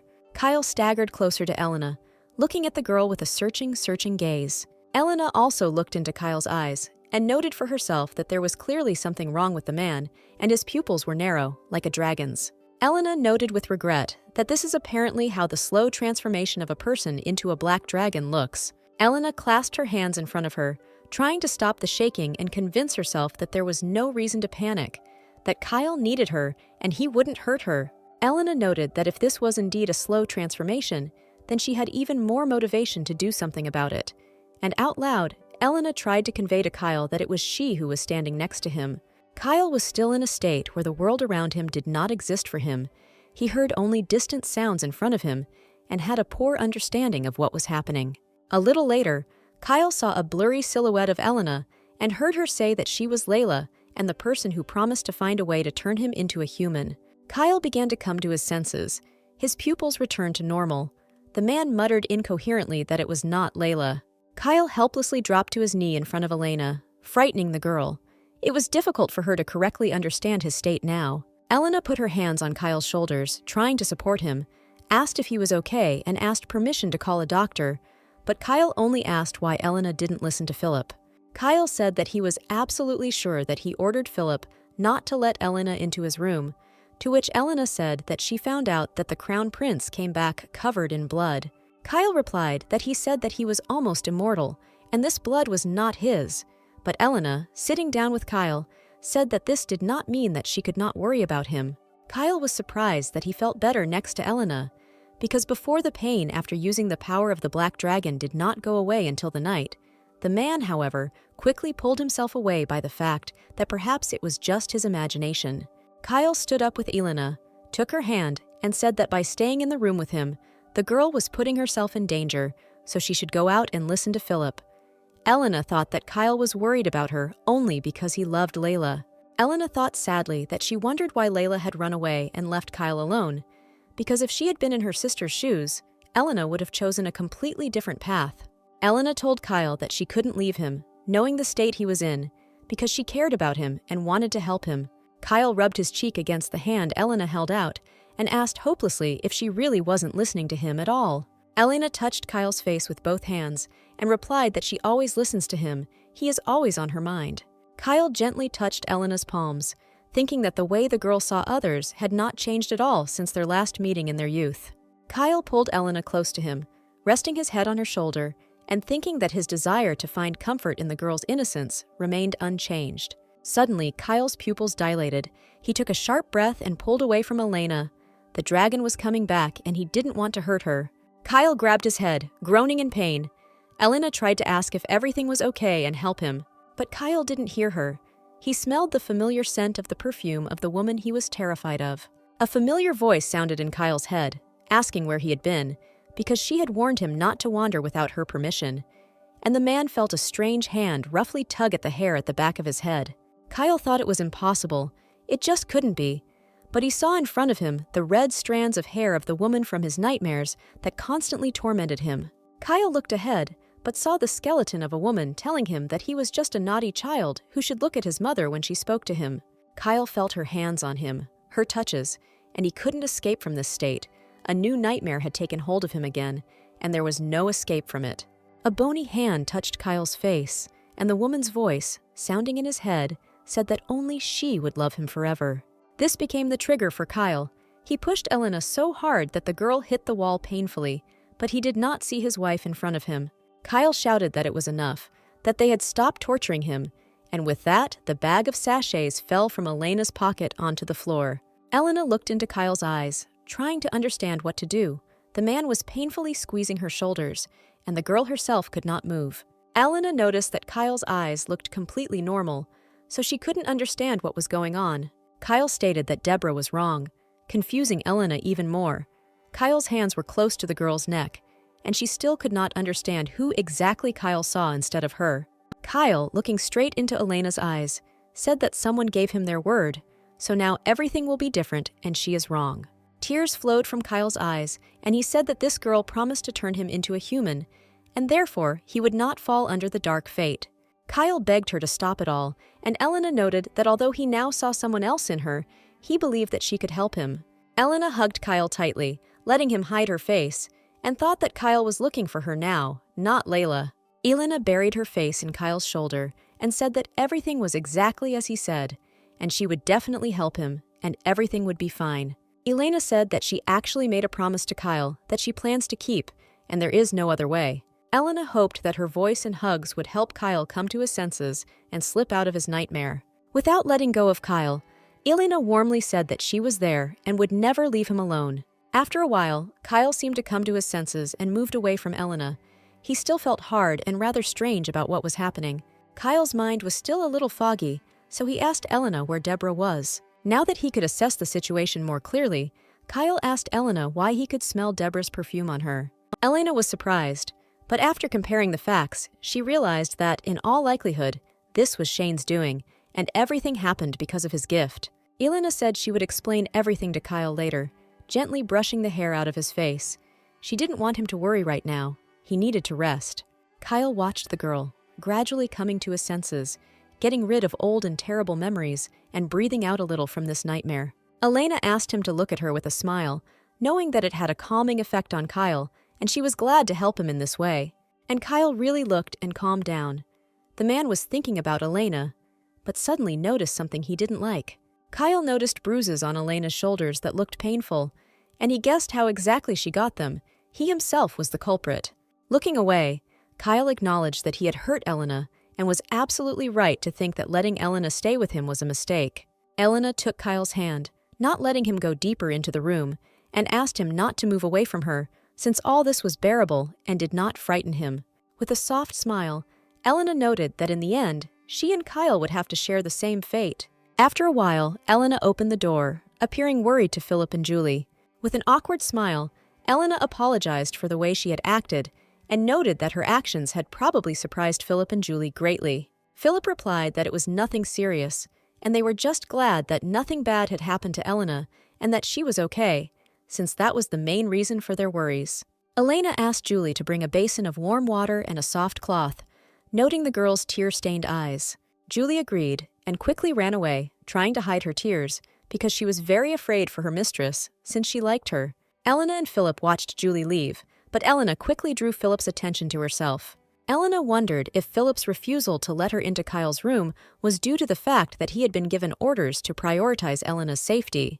Elena said that if this was so, then Philip should not follow this order in the future, since this order could interfere with other important matters. Philip was about to argue with Elena, but she said that it would be better if he prioritized Kyle's safety. Elena took Philip's hands and asked him to help her so that she could protect Kyle even despite her inferiority. With a gentle smile, Philip said that he understood Elena and agreed to help her, because it was a very noble request. Julie also returned to Kyle's room, saying that she had brought everything Elena had asked for, and now Julie was a little less worried. Julie said that the basin of water was heavy and asked permission to carry it into the room, but Elena replied that it was enough that the girl had carried everything to the room. Elena took the basin and, almost entering the room, asked Philip and Julie, if possible, not to disturb her and Kyle that day. Elena carefully wiped Kyle's body, noting to herself that although he was covered in blood, there was not a single wound visible on him, which, apparently, was a consequence of the fact that the man was a descendant of a black dragon. Elena looked at Kyle sadly, wondering if the man had always been like this, if he had always had to cope with everything and survive alone just because he was nearly immortal. Kyle blushed a little, and without looking into Elena's eyes, said that there was no need to wash him, he could handle it himself, and did not want to bother Elena. Kyle said that he allowed Elena to stay in the castle, not so that she could play the role of his servant. Besides, his body was able to heal itself, so the girl's worries about this were unnecessary. Kyle asked Elena not to put herself in danger again like she did that day. He was worried about her. Elena looked at Kyle and thought that, one way or another, he was shaking in her arms, and this only confirmed that she should stay close. Elena thought that Kyle might have immeasurable strength, but that didn't mean he didn't have any fears. Kyle and Elena were sitting on the bed. Elena decided to ask Kyle an uncomfortable question and asked who Deborah really was. Kyle looked at the girl in surprise at first and asked how she knew this name. But soon Kyle explained it to himself by saying that he himself had blabbed when he was not himself. Kyle didn't shy away from the question and said that Deborah is Shane's mother, with whom he had a rather complicated relationship that haunts him to this day. Deborah dreamed of becoming an empress and having power, but she never could, and this broke the woman. Kyle asked Elena if she was interested in knowing about Deborah, to which she replied no. Elena confidently said that in this whole story, she was interested in Kyle and no one else, and she wanted to help him and not anyone else. Elena said she wanted to know everything about Kyle's past, his feelings and thoughts, his likes and dislikes, absolutely everything. Kyle looked embarrassed and replied that he would tell Elena about himself if she asked, but that it was a rather unusual request. Kyle put his arm around Elena's waist and pulled her closer to him, continuing to talk about how Elena would have to tell him about herself too. Kyle said he was quite intrigued by how Elena knew the word imago and what happened in her past. Elena replied that Kyle would find her answer stupid, because although she remembers what happened very vividly, she has no evidence that everything actually happened, so this story may sound like a fairy tale, like those stories in which a wizard grants wishes or a person can fly. Elena laid her head on Kyle's shoulder and asked him to perceive the whole story as if she was just telling about her dream. Elena began the story by saying that the temple she grew up in was a place where even the imperial family could not enter without permission. Elena said that this was the reason why it was very difficult for her to make friends, especially those her age, since there was no one around her. However, the boy who taught Elena the word imago was not much older than the girl and once visited her. Elena watched the boy from behind a tree, immediately convinced that she had not been mistaken in her conclusions. At that time, this boy seemed to Elena like an angel, briefly sent to the girl from above, and for some reason now here. Elena said that when she saw this boy for the first time, she felt like she was only dreaming, and that in reality she was still completely alone. Elena had never seen this boy before, and it was difficult for her to accept that he could really be here. Elena was afraid that the boy would disappear if she approached him, but instead the stranger himself spoke to the girl and refuted her assumption. The boy asked Elena who she was, which made the girl very happy, because the boy turned out to be real and not a figment of her imagination. The boy's face showed almost no emotion, but Elena's soul demanded that she not let go of her new and only friend. Elena's face broke into a bright, infectious smile. The girl glowed with enthusiasm from this unexpected but very pleasant meeting. Elena politely greeted them and introduced herself, but at that point she lost the strength to control herself. Elena jumped around the unfamiliar boy, bombarding him with various questions, because he was her first friend, and generally the first person with whom she could talk like that. Elena asked where the boy was from, how long he would be here, whether he needed any help, and bombarded him with many other questions. But in the end, instead of answering, the stranger asked if he was right that Elena had a sister with whom she shared the same face. Elena drooped after such a question, apologizing and saying that apparently the stranger was here to meet Layla. Elena said that she had gotten too carried away, thinking that someone might come to her, and apologized for this oversight. The boy was embarrassed to see tears in Elena's eyes, and how the girl, who had been glowing with joy a moment ago, faded. The boy put his hand on Elena's shoulder and said that she had misunderstood everything, and that was not why he asked about her sister. The stranger said that he asked his question only to make sure he was right, but he actually came to see Elena.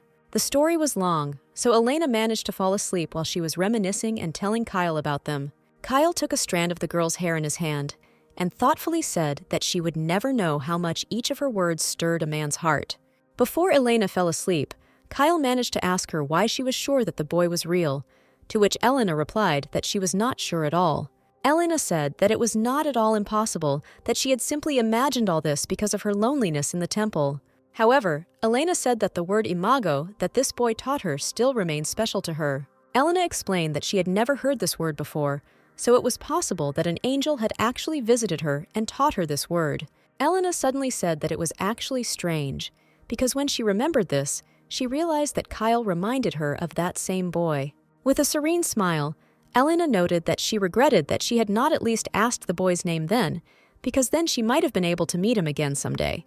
Elena said that she was sure that this boy had already forgotten about her, but for her, their meeting would always remain special, to which Kyle said his name. Elena looked at Kyle with confusion, asking what exactly he meant. An awkward pause ensued.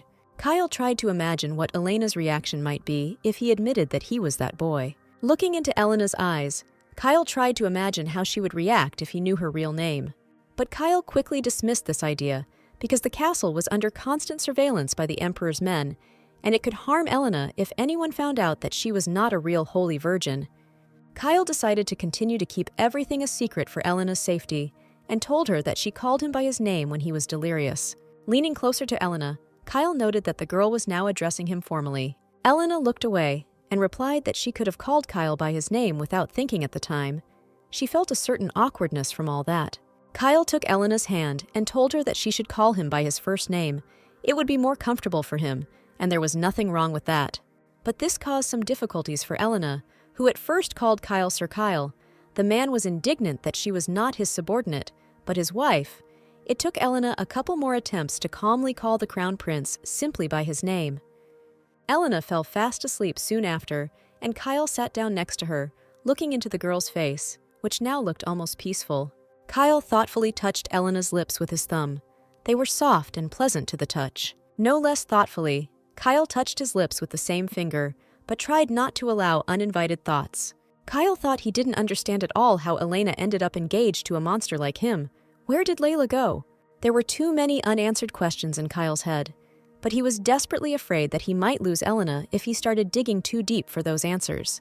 Kyle lay down next to her, turning to face Elena and thinking that he really wished he could be this girl's angel sent from above. Kyle thought that even if that were the case, he would still hope that his wings would wear out and he could live his life as a normal person next to Elena. Looking closely at the sleeping Elena, Kyle quietly asked into the void how he could give her up now. Kyle admitted that he didn't know anything anymore, and Elena continued to sleep peacefully, not knowing what disturbing thoughts were wandering in her husband's head. Morning came. Elena woke up, sleepily asking herself what time it was, but then the girl was hit with the realization of what exactly she had been doing the previous night. Elena jumped up abruptly, trying to comprehend how she had the courage to argue with everyone yesterday and stay with Kyle. Kyle calmly opened his eyes and asked Elena how she felt and if anything was bothering her. Elena started to say that she felt great, but stopped because in reality everything was not quite like that.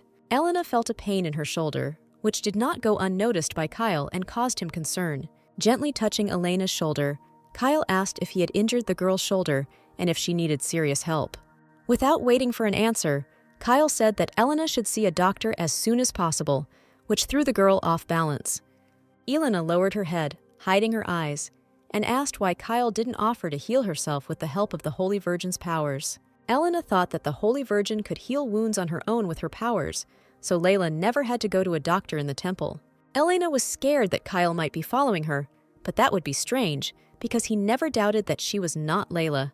Kyle interrupted Elena's thoughts by taking her by the shoulders and explaining that it was because it was all his fault, because it was his fault that he hurt the girl, and even if she covered up the bruises, they wouldn't go away for a long time. Kyle leaned his forehead against Elena's and asked if she seriously thought he could demand that she heal herself if he was the one who hurt her. Kyle hugged the girl and explained that this just showed how badly Elena was treated in the temple, and Kyle wanted Elena to understand that she was his wife, and it did not depend on whether she was a holy virgin or not. Kyle added that Elena was the only one who promised to turn him into a human, and this makes her a very important person to her. Kyle said that no one would be indifferent to Elena, especially him, and he hopes that Elena will not forget about it. Kyle's words brought tears to Elena's eyes. It hurt her because she knew she would lose Kyle, but she really wanted to tell him the truth and stay close. After some time, Kyle finally persuaded Elena to see a doctor, and the doctor recommended that the girl take it easy for a while.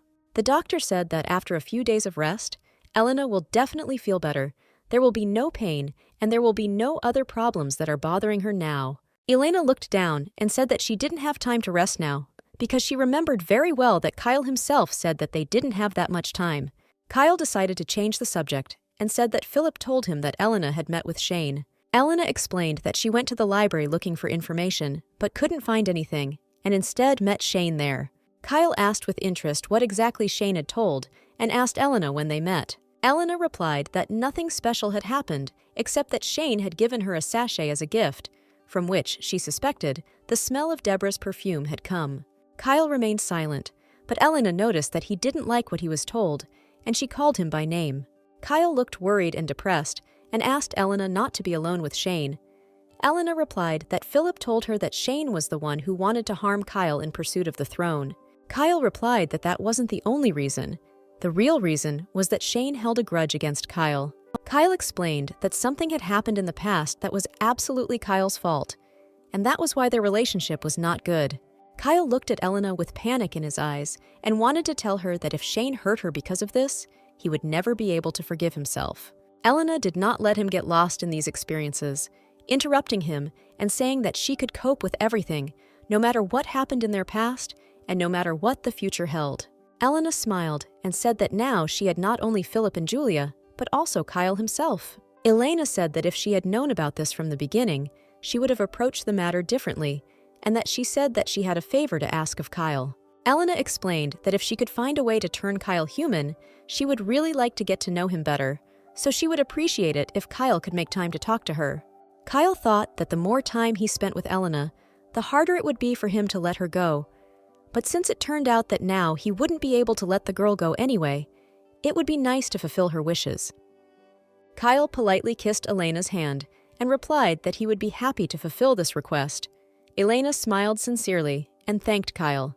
Kyle looked at the happy Elena with a smile, sincerely wishing that this moment would not end as long as possible and that troubles would pass them by.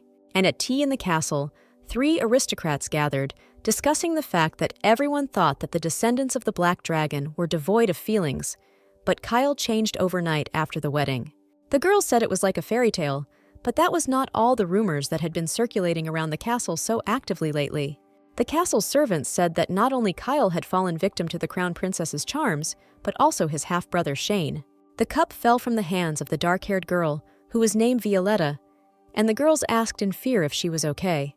Violetta said with confidence that these rumors couldn't be true, staring at one point and thinking that Shane belonged only to her. Meanwhile, the archbishop arrived at the castle, smiling as he stepped out of the carriage and saying that a long time had passed since his last visit there. The archbishop also said that from the outside, it seemed that everything was fine in the castle, and asked Shane, who came out to meet him, whether this was really the case. Shane, with his unchanging smile, replied that it seemed the archbishop expected something to happen in the castle. The archbishop bowed deeply and replied that everything was apparently in order, since no problems had arisen. The archbishop said he had heard that many curious events had been happening lately. There were rumors among the aristocrats that Kyle had changed a lot after he got married, and they even began to say that because of this, the order of succession to the throne could change, because the power of love could change the course of an unfortunate fate. The archbishop asked Shane who exactly he would benefit from serving if these rumors were to turn out to be true. Shane smiled, but his gaze remained cold and thoughtfully said that this was very curious, and we should see how events would go further. Shane asked the archbishop to remind him if he and his men had been the ones who had prepared the Holy Virgin for marriage with Kyle, and said that he did not understand the archbishop's concerns. Shane chuckled and thought that in a castle where power was everything, the blessing of the Mighty One meant nothing.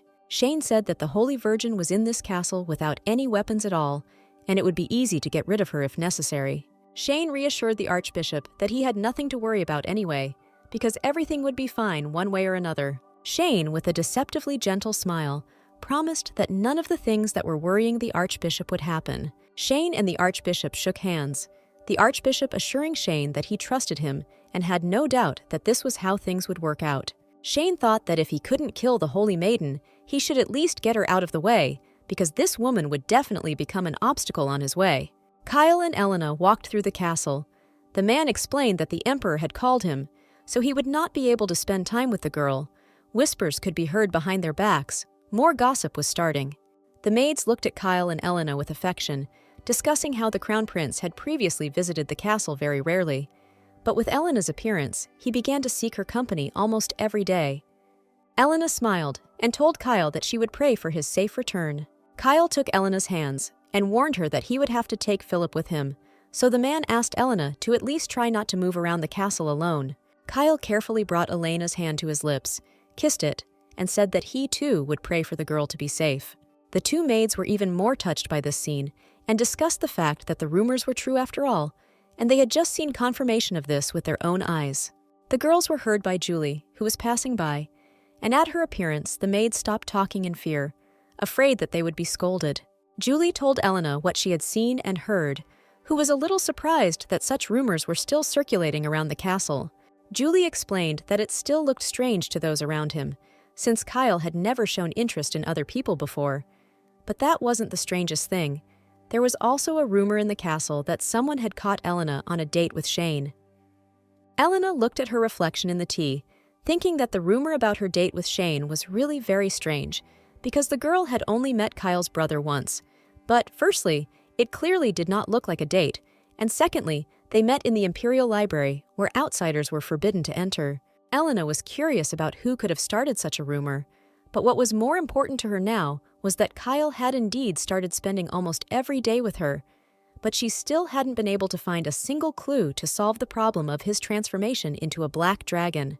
Elena didn't yet understand what she could do to help Kyle, but she thought that she simply needed to find someone who had deeper knowledge about the descendant of the Black Dragon and the nature of the Holy Maiden. Elena leaned back on the sofa, tiredly closing her eyes, and thought that perhaps she should remember everything that Layla had told her before about Kayla. Perhaps a clue could be found in these conversations. Layla said that she always met with Kyle under the roof of a small gazebo in the castle garden. Layla said that Kyle, as a child, behaved as quiet as a corpse so as not to frighten others, but his eyes were as fierce as those of an animal. Layla believed that if Elena met Kyle, she would most likely disagree with this characterization because she had a different perspective. Elena sincerely tried to remember at least something important in these conversations, but so far she couldn't. Elena decided to start with the little things, so she asked Julie where the largest garden in the castle was, which was filled with wisteria flowers in the spring. Julie replied that perhaps Elena meant the garden in the castle courtyard, and enthusiastically offered to take the girl there. Elena agreed, and on the way to the garden, she still tried to immerse herself in her childhood memories in order to extract something useful from them. Elena felt like there should be a clue in those memories, but she couldn't remember what else Layla had told her about Kayla. Elena's thoughts were interrupted by the sounds of a quarrel that came from right at the entrance to the garden. It was quite unexpected and attracted attention. Elena saw Shane and Violet, who was yelling at Kyle's brother, accusing him of not being able to do that to her, and ended up slapping the man, unable to control her emotions. Elena covered her mouth with her hand to hide her presence, and Violetta demanded that Shane tell her that everything that happened was just a misunderstanding. Shane's cheek instantly turned red. The man looked at Violetta coldly and indifferently, not even trying to put on his usual smiling mask. Elena felt uncomfortable witnessing such a scene. The girl did not understand what exactly she should do. Perhaps it would be better to leave, or maybe it was worth intervening. Violetta looked at Shane with fury and resentment, trying to wait for at least some kind of reaction from the man she considered hers. Shane obviously didn't care, and he wasn't going to try to convince Violetta of anything, leaving her with exactly the opinion she had formed for herself. After the slap, there was a tense silence between Violetta and Shane that seemed like it would never be broken. Elena, on the other hand, was trying to understand what was going on here and why Shane was in this situation. Julie quietly approached Elena, addressing the girl by name and frightening her with her sudden appearance. Elena put her finger to her lips, quietly shushing Julie, letting her know that they should be quiet and not interfere with what was happening now.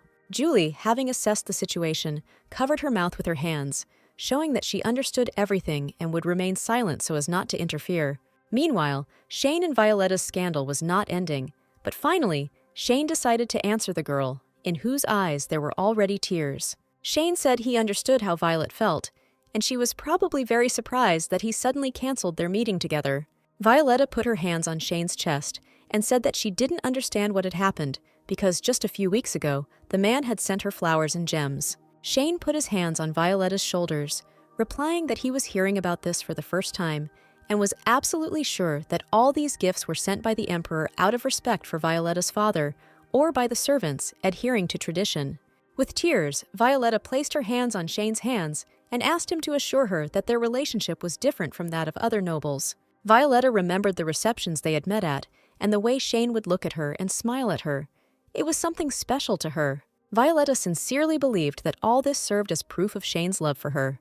Shane turned away from Violetta with indifference, and the girl asked him to at least give her an explanation as to why he decided that they should break up. Shane removed Violetta's hands and replied that it was she who thought she felt love for the man all this time, but he did not have such feelings. Shane himself believed that he could never fall in love. This shocked Violetta, and she again wanted to be indignant, but Shane interrupted her. Shane said that when the Holy Virgin showed up at Kyle's wedding ceremony, absolutely every eye was on her, including him. Shane told Violetta that he had looked at the Holy Virgin with admiration then, enjoying her beauty and inner light. The Holy Virgin was beautiful at the ceremony, eclipsing everyone Shane had ever known and helping to awaken feelings within him. Shane explained that he had decided then that the Holy Virgin should be his betrothed and no one else. This further angered Violetta, who was outraged that Shane couldn't be serious, that it had to be some kind of joke. Elena, who was eavesdropping on the conversation, frowned and mentally agreed with Violetta. It was all too strange and false. After Shane's gift, if Kyle hadn't managed to come to his senses, Elena could have died. And if Shane had been sincere in his words now, he would never have allowed that to happen. In addition, Elena was also alarmed by the fact that Shane said such words, knowing full well that she was the wife of Kyle, his brother. Violet poked Shane in the chest and said she couldn't believe he was leaving her because he fell in love with his brother's wife. The look Shane gave Violetta seemed to freeze her from the inside. It wasn't anger, but something darker and more evil. Violetta was confused, meeting such a look from Shane for the first time, and the man said that she should be quieter. Shane stated that he doesn't know what delusions are going through Violetta's head, but the only reason he forgives her for daring to raise her hand against him is because of his respect for her father. Violetta tried to justify herself, but Shane approached Violetta and almost whispered that if she did not want him to consider her crime and punish her, then the girl should get out of his sight. Violetta did not argue, and completely broken and in tears from what had happened, ran out of the garden, not even noticing Elena and Julie. Unfortunately, this didn't work with Shane, and he immediately turned to Elena, knowing full well that she had heard part of their conversation. Shane asked the girl if she found it interesting to watch the drama unfold before her. Julie stepped forward, shielding Elena, and told Shane that he should mind his manners in front of the crown princess. Shane smiled and said thoughtfully that he didn't think he was the one who needed to mind his manners. There was a tense silence between Shane and Julie, which was broken by Elena asking Shane not to threaten Julie. Elena asked Julie to give her a minute to talk to Shane alone. Julie did not agree with Elena's decision, but the girl quietly asked to bring Philip here as soon as possible, and Julie agreed. Shane asked if the girl was sure that she was making the right decision to be alone with him, since he could be quite dangerous for her. Shane came closer, took the girl by the chin, and said that since she volunteered to be alone with him, knowing who his heart yearned for, then perhaps he could take this as the Holy Virgin's consent to accept his feelings. Elena didn't move Shane's hand away, but sighed heavily and asked why Shane lied when he said he loved her. The question surprised Shane, and he asked if the girl thought he couldn't say it sincerely. Elena waved Shane's hand away, saying that she was not that naive and understood perfectly well that the man was trying to get rid of her by using Kyle to do it. Elena said that Shane should spare her his ridiculous jokes, to which Shane replied that, apparently, love for the Holy Virgin is only that which is always pure. Shane continued and said that he now understands why Kyle, his perverted brother, fell in love with a girl, which caused Elena to be outraged and demand that she not speak so badly about Kyle. Shane looked down, rubbing his wrist, and said that it was partly true that the girl thought his feelings were just a stupid joke. Shane came almost right up to Elena and said that some of what he said was true, though, because he really wanted her. Elena asked why Shane suddenly wanted her, to which he, almost touching his lips to hers, replied that it was because of the secret that the girl was keeping, because even though she was absolutely ridiculous, she had exactly the same face as Layla. Elena froze and went cold, realizing that there was at least one person in the castle who had managed to uncover her and knew that she was not Layla. Elena stood there, staring into space, trying to process the fact that Shane had revealed to her that he knew she was just a fake. Elena didn't understand how Shane could know about this. The girl's heartbeat accelerated, her forehead became wet. The girl's reaction made Shane laugh. After laughing, Shane asked if Elena really thought that no one would find out about her little secret, and that she would be able to continue to lead everyone by the nose. Shane placed a protective hand on Elena's shoulder as he moved closer to her, telling her that she had nothing to worry about as long as she relied on Shane and not Kyle. Elena closed her eyes, feeling uncomfortable with the whole situation, and thought that she should never trust Shane. Elena prayed with all her might for Kyle to come to her aid, and indeed he did, with Shane's half-brother's sword at his neck. In a scary but calm voice, Kyle demanded that Shane take his hands off Elena and not touch her again. Kyle said that Shane should do it if he doesn't want to lose his head right now, because Kyle won't hesitate. Shane decided not to escalate the conflict for now, and still followed Kyle's advice, so he removed his hands from Elena at Kyle's request. Elena was sincerely glad to see Kyle, noting to herself that the man was quite fine after another battle. Kyle raised his voice and furiously asked Shane if he had warned his brother not to dare even approach Elena and disturb her. Shane, whose neck was bleeding from a scratch from the sword that Kyle had not yet decided to put away, replied that Kyle must be confused. Shane told Kyle that the only person who had caused Elena trouble was Kyle himself. Shane demanded confirmation of this from Elena, which left the girl in a stupor. She did not know what she could answer so as not to provoke Shane. Kyle extended his hand to Elena, telling her that it was okay and that she didn't have to answer. She could just come to him. Elena stood there, trying to make the right decision. It seemed to her that if she left like this, Shane would reveal the truth about her, and she was not sure that Kyle's attitude towards her would not change in this case. Elena thought she wanted Kyle so badly. She wanted him to take her away from here, but she couldn't take that risk, and so she simply had no choice. Elena told Kyle that she was very sorry, but apparently there had been some misunderstanding. Elena's answer made Shane grin contentedly and Kyle feel confused, especially when Elena clarified that she and Shane were just having a nice conversation. Shane watched Kyle's reaction with amusement, wondering why his brother was suddenly so desperate. Shane thought that Elena looked like Layla only in appearance, but in reality, she was a completely different person. Shane was surprised that Kyle did not realize this. Shane wondered if it was entirely possible that Kyle did know about everything and was keeping Elena around for some other reason. Kyle sheathed his sword and warned Shane that this was his last warning. Shane had to remember this. Shane placed his hand on the petrified Elena's shoulder and replied that it would be quite problematic. Taking Elena's hand and smiling broadly, Shane announced that Elena herself had asked him to be her dance partner at the upcoming banquet. Elena tried to be indignant and turned to Shane to tell him everything she thought about this idea. It only took Shane a quick glance at Elena for all the indignation to pass, and the girl remembered that Shane could tell everyone the truth about her and Layla at any moment. Shane said syllable by syllable that Elena was just a fake, without changing his benevolent expression. Elena swallowed and drooped, realizing that she couldn't do anything in this situation and would have to accept someone else's rules of the game, even such unpleasant ones. Elena thought that she couldn't let everything come out like this right now, when she hadn't yet fulfilled her promise. Elena couldn't let Kyle find out not only that she wasn't Layla, but also that she didn't have any holy maiden powers and had little chance of helping him. Kyle noticed Elena's confusion and dejected state and said that everything was fine. The girl did not need to try to refute Shane's words. Kyle said that Elena didn't have to look into Kyle's eyes if that was difficult for her right now. Kyle smiled and said that Shane could say whatever he wanted about Elena. It wouldn't affect his own opinion of her, ever. With a gentle smile, Kyle assured Elena that he would believe her no matter what and would remain on her side. Kyle's words brought relief to Elena, who was able to smile sincerely at the Crown Prince and consider that everything was not so bad in this case. Elena finally decided to approach Kyle, and Kyle told Shane that he had seen the Emperor and was just discussing the upcoming banquet with him.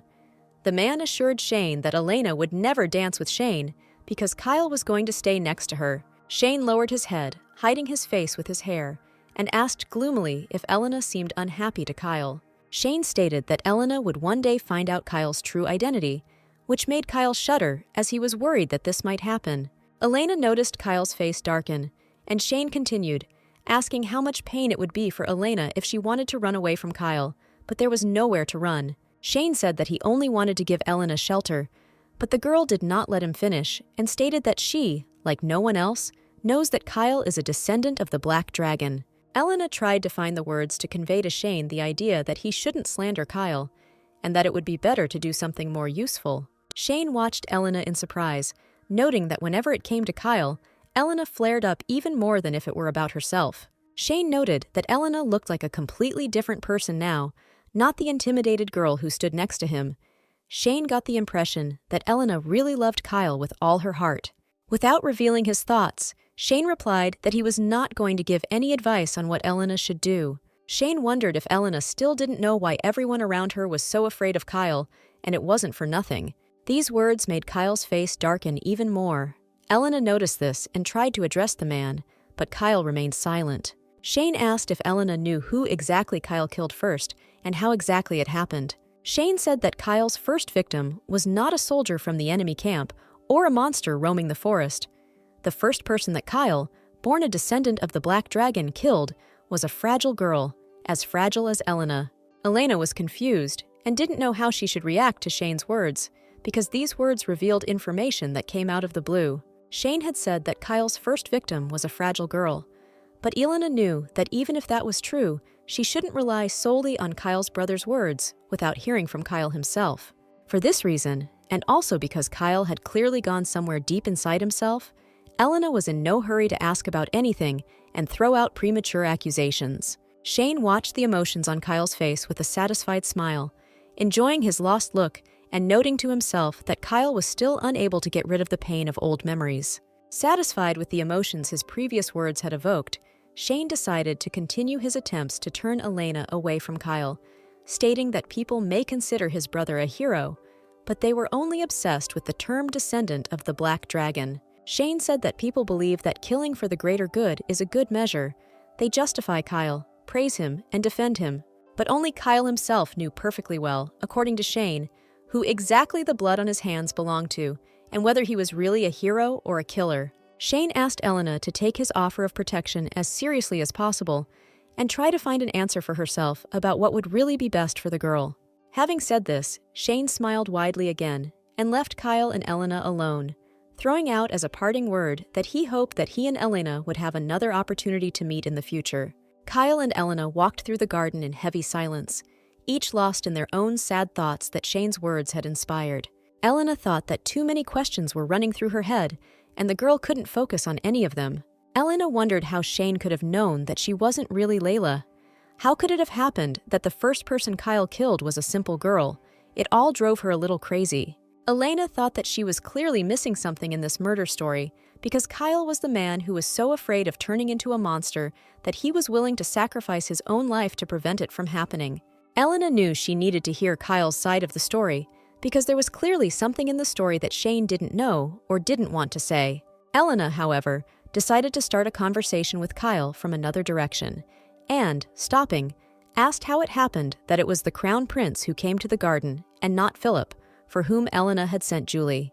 Kyle replied that when he heard that Elena was in danger, he simply could not remain calm with the Emperor, so he hurried to her. Elena wasn't sure if this would have negative consequences from the Emperor, but Kyle replied that Elena had nothing to worry about. He would deal with his father himself.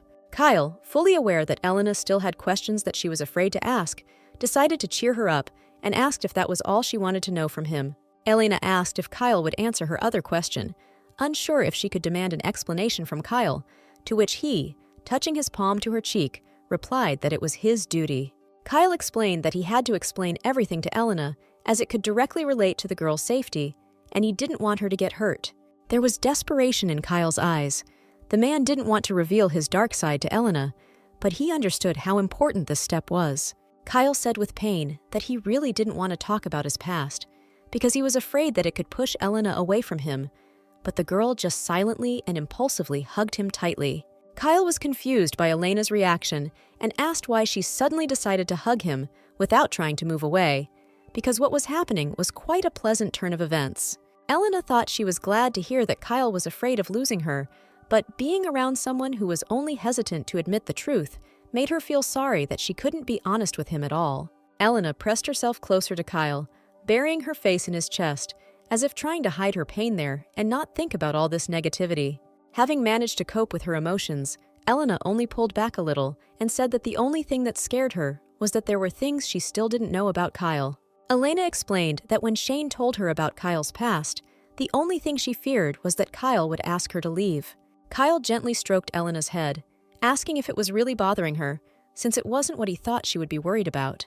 Elena looked at Kyle with a smile and asked if it would be weird if she said that she was happy when she realized that even in such a situation, Kyle did not want to let her go.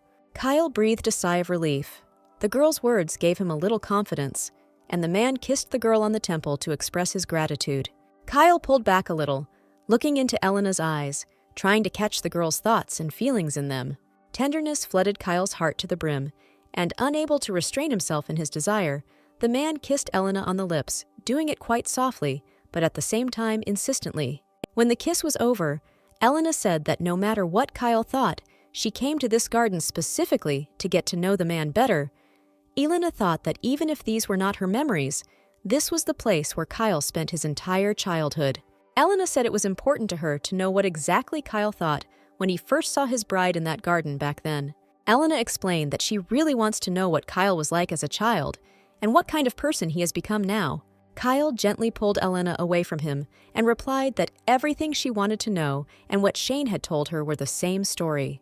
Kyle said that he really didn't want Elena to turn away from him, but if she still wanted to leave after what he told her, the man had no right to hold her back, after which the man began his story. This story happened a long time ago, when little Shane, trying to be unnoticed and not make noise, looked into the garden greenhouse in search of his brother. Shane had been trying to find Kyle for a long time and thought that he might be here, so the boy looked around the greenhouse very carefully. Suddenly, a joyful, sincere smile appeared on Shane's face. He had finally managed to find his brother.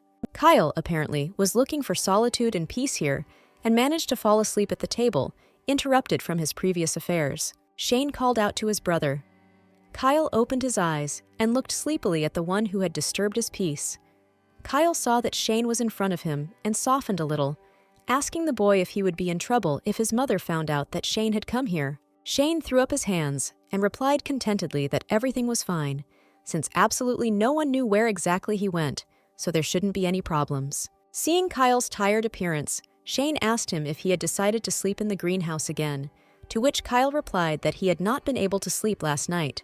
Kyle ran his hand tiredly over his face, explaining to Shane that when he slept here, he stopped having strange dreams. Shane stared at Kyle, quite intently and intently, which made the teenager a little nervous, and he asked what was wrong. Shane explained that Kyle always answered questions about his dreams this way, calling them weird, and it was quite entertaining. Shane complained that Kyle never went into more detail about what exactly he was dreaming about, although for Shane himself it was extremely interesting. Kyle's face darkened, and he thought that he couldn't tell anyone about his dreams, especially his brother, because there was too much darkness in them that no one should know about. In these dreams, Kyle dreamed that he was turning into a black dragon, becoming completely covered in black scales. Kyle thought that in these dreams he was a real monster, mercilessly killing and burning everyone and everything in his path, without any mercy. Shane pulled Kyle out of his unpleasant memories and suddenly asked what kind of day it was today, because he noticed a strange movement in the castle.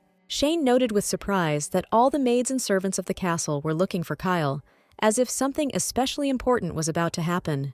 Kyle looked at Shane in confusion, but then he realized what could be the reason for what was happening and the behavior of those around him. Kyle explained to Shane that Kyle's fiancée was due to arrive at the castle today, which shocked the boy. He didn't expect it to happen so soon. Shane, not hiding his surprise, asked if Kyle was talking about that saint and if she was really supposed to come. Kyle said that it must have been a secret since even Shane didn't know about it, to which the boy protested that imperial secrets couldn't be revealed so easily. Shane took Kyle's hand and grumbled that his brother would definitely be lost without him, so they needed to go to the meeting together, to which Kyle noted that if Shane was caught with him, they could scold him. Shane replied that in this case the main thing was to have time to hide, and Kyle went into his thoughts about the bride, and thought that this whole engagement was just a formality. Kyle looked at his brother and thought that Shane would really like to see the saint, so he would definitely be very upset if he was not included in the upcoming meeting. Kyle smiled softly. He didn't want to upset Shane, after all. He was one of the few people who treated him warmly despite his nature. Kyle decided that it wouldn't be a big deal if he took Shane with him, so he said that if Shane wanted to go, they could go together. Shane felt a surge of happiness and gratitude towards Kyle and smiled widely, glad that his brother didn't push him away. Kyle reached the gazebo where he had arranged to meet his fiancée and sat down at a table, thoughtfully stirring a small cup of tea with a spoon. Shane hid behind the bushes, where he could see and hear everything that was happening, but where he could easily hide if he was suddenly noticed. Kyle looked gloomily into his cup, waiting for his bride. He didn't really want to meet her. He didn't like such formalities, and irritation grew in his soul. Kyle remembered the instructions of the governess, who said that his bride had grown up under the care of the archbishop from a young age and tried to avoid any misdeeds so as not to know what it was like to be unclean. The governess told Kyle that marrying a saint who had inherited divine powers was a great honor. What infuriated Kyle was that the governess believed that Kyle had to act like a normal person, because if he showed that he had the power of a black dragon, his bride might get scared and run away.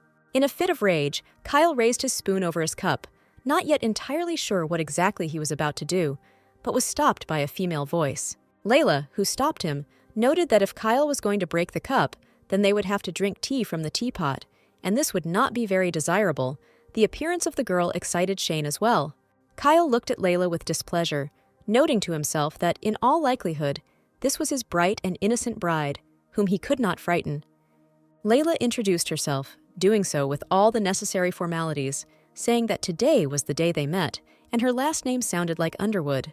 Kyle thought this last name was strange and looked questioningly at Layla, who curtsied and replied that she had been told that she had been found under a tree, so they decided to name her that. Sitting down at the table, Layla asked Kyle if it was funny, because by that logic, all the inhabitants of the Empire living under the Tree of Life should have the same last name. Kyle didn't appreciate either Layla's joke or her cheerfulness. He looked gloomily at his bride, thinking that he wanted to meet her for only one reason. Kyle said he understood that Layla had been sent to the castle by the priest to meet him, but no matter how honored it was, he had no intention of marrying her. Kyle thought that whether he married the Holy Virgin or not, but in the end, he was destined for only one thing, and marriage would only be a useless act. Kyle said that was all he wanted to talk about and stood up to leave, but was stopped by Layla's reaction. Layla leaned over the table and, apparently, was trying hard to contain the laughter that was ready to burst out of her at any moment. Unable to control herself, Layla nevertheless laughed loudly, sincerely and resoundingly, which surprised Kyle very much, because he did not expect such a reaction from her. After laughing, Layla asked if Kyle really believed that everything could be so simple and the way he wanted it to be. Still laughing a little, Layla was silent for a while, trying to finally come to her senses, because the words he had said were quite naive to her. When she succeeded, Layla looked at Kyle with a cold gaze and said that she understood perfectly well the reason why he did not want to marry her. Layla said that Kyle apparently believes that nothing will change in his destiny if he gets engaged to a saint, adding that the teenager simply does not understand the extent of the Almighty's powers. Layla asked if Kyle had dreams every night in which he became a monster, a black dragon, losing his human form. Layla said that probably every time Kyle sees himself as a ruthless dragon hurting people, he shudders at the thought of it actually happening. Kyle asked with a trembling voice how Layla knew about this, because he himself never told anyone about his dreams, and therefore it was surprising how she could know about such a thing. With a soft smile and without losing her composure, Layla replied that she simply had dreams too, and in those dreams she killed Kyle, who had turned into a monster. Kyle calmly asked if Layla really had dreams in which she killed him, but Shane, who also heard about it, covered his mouth with his hands in horror so as not to scream, since the boy was shocked by such words of the Holy Virgin. Layla reached up and took Kyle by the chin, saying that perhaps he was glad, because, having a body that could heal any wound, he probably always wondered if he could die as a human. Layla said that everything in this world dies sooner or later, and asked rhetorically if this was applicable to Kyle himself, who is half human. The reason for Kyle's joy, in Layla's opinion, was that she knew the answer to the question of how applicable it was to someone like Kyle. Layla said that she and Kyle should talk about this when they were alone. Shane realized that he was noticed, but still tried to sit quietly and not move. Layla curtsied and said that they would continue this conversation later, but now it was time for her to go, and she did not dare to linger here any longer. Finally, Layla advised Kyle to be careful, as if foreshadowing that something bad was waiting for him, and headed towards the exit of the garden. Kyle looked after Layla in confusion, not knowing how exactly to react to such a first meeting with his bride, because it was all quite amazing. Kyle didn't stay in one place for long, so he soon quickly headed towards the castle, forgetting that he was not alone in the garden with Layla. Shane quickly caught up with Kyle and asked worriedly if they could change the bride for his brother, because everything Shane heard had worried him quite a bit. Shane looked down and said that Layla was very rude and also said very strange things, so the boy didn't like her at all. Kyle turned to Shane and replied that in fact, Layla was right, because he was genuinely interested in knowing whether he was human or not. Kyle explained that the nightmares he had every night were so vivid that the teenager had already begun to think that they were not dreams at all, but had actually happened in reality. Kyle's next question shocked Shane, as the teenager asked if Shane would still consider him a brother if he turned into a dragon. Shane was at a loss for words, but his thoughts were interrupted by the approach of Deborah, his mother, who had appeared here rather suddenly.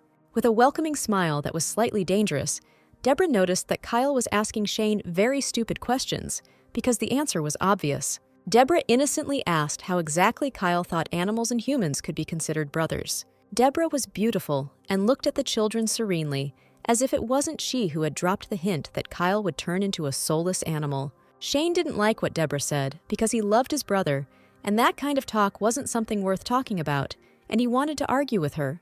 Deborah didn't allow it, still with the same soft smile giving the order to the maid that she needed to take Shane to dinner. She deprived him of that opportunity. Deborah told her to prepare Shane for dinner. The maid complied and almost forcibly took the boy away from Kyle and Deborah.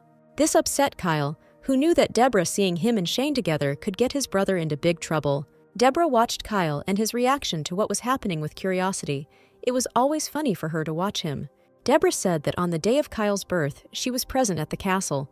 All the noble families gathered and waited for the moment when a needle would be stuck into the baby's small and tender finger. Deborah said you should have seen the emperor's face when the jet-black blood started to flow from the puncture site, because everyone knew what it meant. Deborah noted that everyone around her, because their gaze was directed in the other direction, missed another very important detail. The former empress, Kyle's mother, sobbed bitterly in horror, holding her breath, realizing what fate was in store for her unfortunate child. Deborah said that it seemed that the former empress, who was born outside the empire, was probably very scared. Deborah said that Kyle was the reason for this fear, because he had the blood of a beast that had no bright future, only suffering. With the same serenity, Deborah declared that, unable to cope with her fear, the former empress hanged herself so as not to see this future for her child. Kyle was uncomfortable hearing what Deborah was saying, so he asked her to stop, but Deborah just gently stroked his cheek. Leaning over Kyle, Deborah declared that she was not the former empress. She loved him, even though the others were afraid of the teenager. Deborah stated that she saw Kyle as that same innocent baby, which turned out to be the last straw for Kyle, who recoiled from the woman in horror and demanded that she leave him alone. Deborah's tone suddenly changed to something harsher. The woman declared that even in this Kyle was very similar to the emperor, and asked how Kyle dared to look at her like that. Deborah laughed, the madness in her laughter clear, as well as in her subsequent words about how Kyle and the emperor would regret it. Deborah stated that once her son Shane became crown prince, the emperor would finally have to acknowledge her as his wife. Kyle didn't listen to Deborah for long, so he turned around and quickly ran away from the crazy woman who clearly had no intention of stopping what she was doing. Kyle fled to the only place in the castle that he considered his refuge, the greenhouse, where it was quiet and no one bothered him. But he was not able to be alone for long this time, no matter how much he wanted to, because soon Philip came to the greenhouse. Kyle gritted his teeth and said that he asked not to be disturbed, but Philip replied that it was his duty to protect Kyle, and that was why he was here. Kyle furiously screamed that Philip was lying. and that he had actually been assigned to Kyle by the Emperor to keep an eye on Kyle in case he turned into a monster prematurely. Philip looked at Kyle with sympathy, and the teenager said that only his transformation into a dragon worried the Emperor. He did not care at all how much effort Kyle was ready to put in to prevent this from happening. In the end, Kyle remained the crown prince only formally, because everyone knew that Shane would eventually become the crown prince, and Kyle was outraged why the Emperor could not make Deborah the Empress without unnecessary waiting. Philip sighed and replied that no matter what anyone said, Kyle was still the crown prince, and only the Emperor could decide whether to make Deborah Empress. Philip said that Kyle was worthy of being Emperor, but this did not help calm the teenager, who said that he did not want to become one. Behind Philip, Layla, who had been listening to their conversation, appeared very suddenly and now asked Kyle if he could really say that. Layla's appearance surprised Kyle. He didn't expect her to come here, and he asked how the girl could be here. Kyle said that Layla refused offers to meet, even when a personal invitation letter was sent from the Imperial Palace. Layla explained that she did not refuse, but she really could not come for certain reasons beyond her control. Layla touched Kyle's hand, saying that the priest had kept her from coming, and it was their refusals, not her own. Layla smiled and suggested that Kyle discuss what they wanted to talk about in private, as now was a perfect opportunity to do so. Layla said thoughtfully that the castle had changed a lot since they had last seen Kyle, and much was unrecognizable. Kyle didn't really want to make small talk, so he replied that Layla shouldn't be too familiar, since Philip wasn't there to play the good girl in front of him, and that image didn't suit Layla. Layla's face darkened, and she noticed that she and Kyle had only met once, and he was already telling her what suited her and what didn't, as if he knew her well. Layla smiled and said that Kyle must consider her a close person since he does this, and Kyle was confused and thought that it was strange that next to this girl, he starts to get lost every time she looks at him. Kyle thought it was like his body was starting to obey only Layla on its own, even though he hadn't planned on doing anything like that. Layla's voice pulled Kyle out of his thoughts. The girl asked if he still had those same nightmares in which he turns into a dragon. Kyle looked at Layla with hope. He wanted to believe that the girl would be able to answer his questions, leaving no more room for agonizing riddles. Kyle replied that the dreams were still bothering him, still as heavy and creepy, and asked if Layla knew anything about it. Layla didn't leave Kyle in the dark and replied that what he was dreaming about was his future, inevitable and merciless.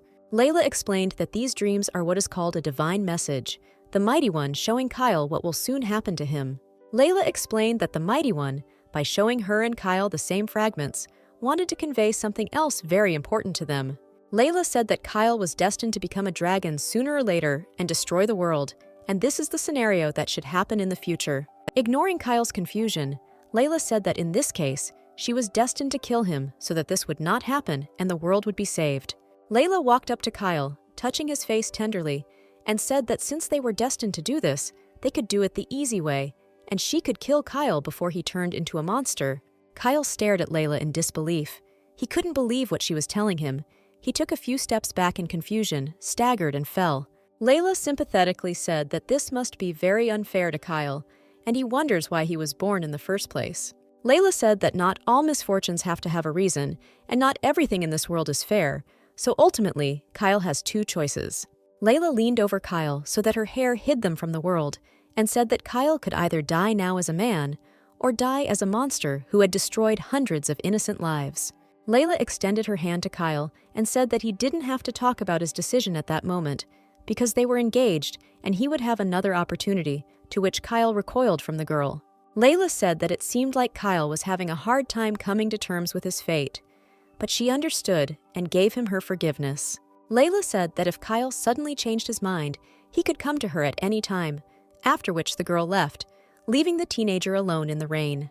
Kyle looked into the distance, not paying attention to the fact that he was already completely soaked, but soon Philip approached him, stretching his arm over the teenager so as to protect him from the rain with his coat. Kyle said that Philip should start serving someone else before it was too late, because his destiny did not have anything good in store for him. Philip replied that he had absolutely no idea what Kyle meant, and did not think he agreed with the Crown Prince's words, as he believed in a bright future. Kyle said that even if Shane does not become emperor, then Kyle himself will certainly not be able to do it, since he is the descendant of a dragon. Philip wanted to somehow cheer up Kyle, because he sincerely liked this unsociable teenager, and he wanted to believe that everything would be fine in the future. Philip was about to say something encouraging, but he heard a suspicious sound that could carry danger. Philip turned around abruptly and asked who was there, but only silence answered him, and no one answered.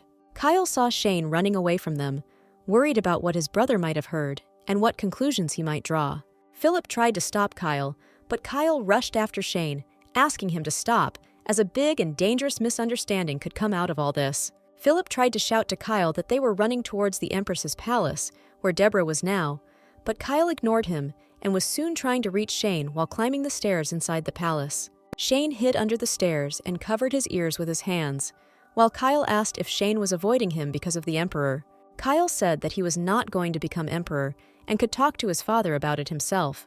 But at that moment, he heard the voice of someone he did not want to meet at all. Deborah stood at the top of the stairs, looking straight at Kyle, and said that she was very happy to see the teenager who had so unexpectedly appeared there. Deborah's eyes were wild, and she said she was very glad that Kyle had come to her himself and asked if he had heard what the Emperor had said. Deborah explained that the Emperor had declared that only the woman who gave birth to the heir to the throne and no one else could become Empress. Deborah quickly moved down to Kyle and placed her hands on his shoulders, holding the teenager in place. She said that the Emperor was not going to change the order of succession to the throne, which meant that her son, Shane, was useless to her. Deborah hugged Kyle tightly and said that he was to be her son instead of Shane, and if Deborah then got rid of the marriage, the Emperor would proclaim her Empress. Kyle, horrified, said that Deborah was talking nonsense and asked if she meant Shane's marriage, to which the woman quietly laughed. And it was this moment that Shane chose to crawl out from under the stairs and call out to Deborah and Kyle. Kyle's heart sank, realizing that Deborah was now in a delirious state and wanted to harm Shane, and the teenager's heart skipped a beat. Deborah exclaimed that she had already looked for Shane, and, declaring that she no longer needed him, she rushed sharply to her son to do something irreparable. Kyle tried to stop her, grabbed her elbow, but Deborah broke free, staggered, and tripped on the step, unable to keep her balance. Kyle watched in horror as the woman fell backwards and down the tall ladder, unable to grab onto anything. An ominous silence fell over the palace. Drops of Deborah's blood covered part of the stairs, the floor below, and Shane's clothes, next to whom she fell. Shane looked at Deborah's body, the heavy beating of his heart in his ears, deafening and not allowing him to collect his thoughts. Shane could only call out to Deborah questioningly, not yet fully realizing what had happened, and it took him a while to realize that she was now dead. Shane crouched down next to Deborah's body, hugged her, and asked her to wake up, desperately trying to reach her mother. Realization and rage soon set in, which Shane directed at Kyle, asking what he had done, why he had pushed Deborah down the stairs and killed her. Shane looked at Kyle in tears, who was frozen on the stairs. After a pause, Shane furiously called his brother a murderer, and then soon after what had happened became known, and Deborah's funeral was held, which was even too simple. It was raining, the priest was saying a prayer, and Kyle was wondering what he would say to Shane when they ran into each other. Kyle thought that Shane would immediately call him a murderer again, but his brother only looked at Kyle with silent reproach and tears in his eyes, apparently following the Emperor's order. Layla was also present at the funeral. She was silent and held an umbrella over Kyle. Eventually, as if trying to console him, Layla said that she would kill Kyle as soon as they got married and put her finger to her lips, hinting that this was their shared secret. Elena looked sympathetically at Kyle, who finished telling the story of his childhood. She imagined the whole story quite vividly. Elena closed her eyes, deciding for herself what exactly she should say to Kyle in response to his frankness.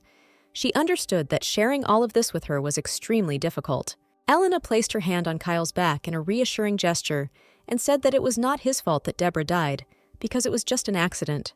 Kyle replied that he understood this in his head, but nevertheless, he still believed that Shane was right then, and that Kyle committed murder then. Elena looked sadly at Kyle, shaking from the unpleasant memories. She tried to think of at least something that could cheer him up.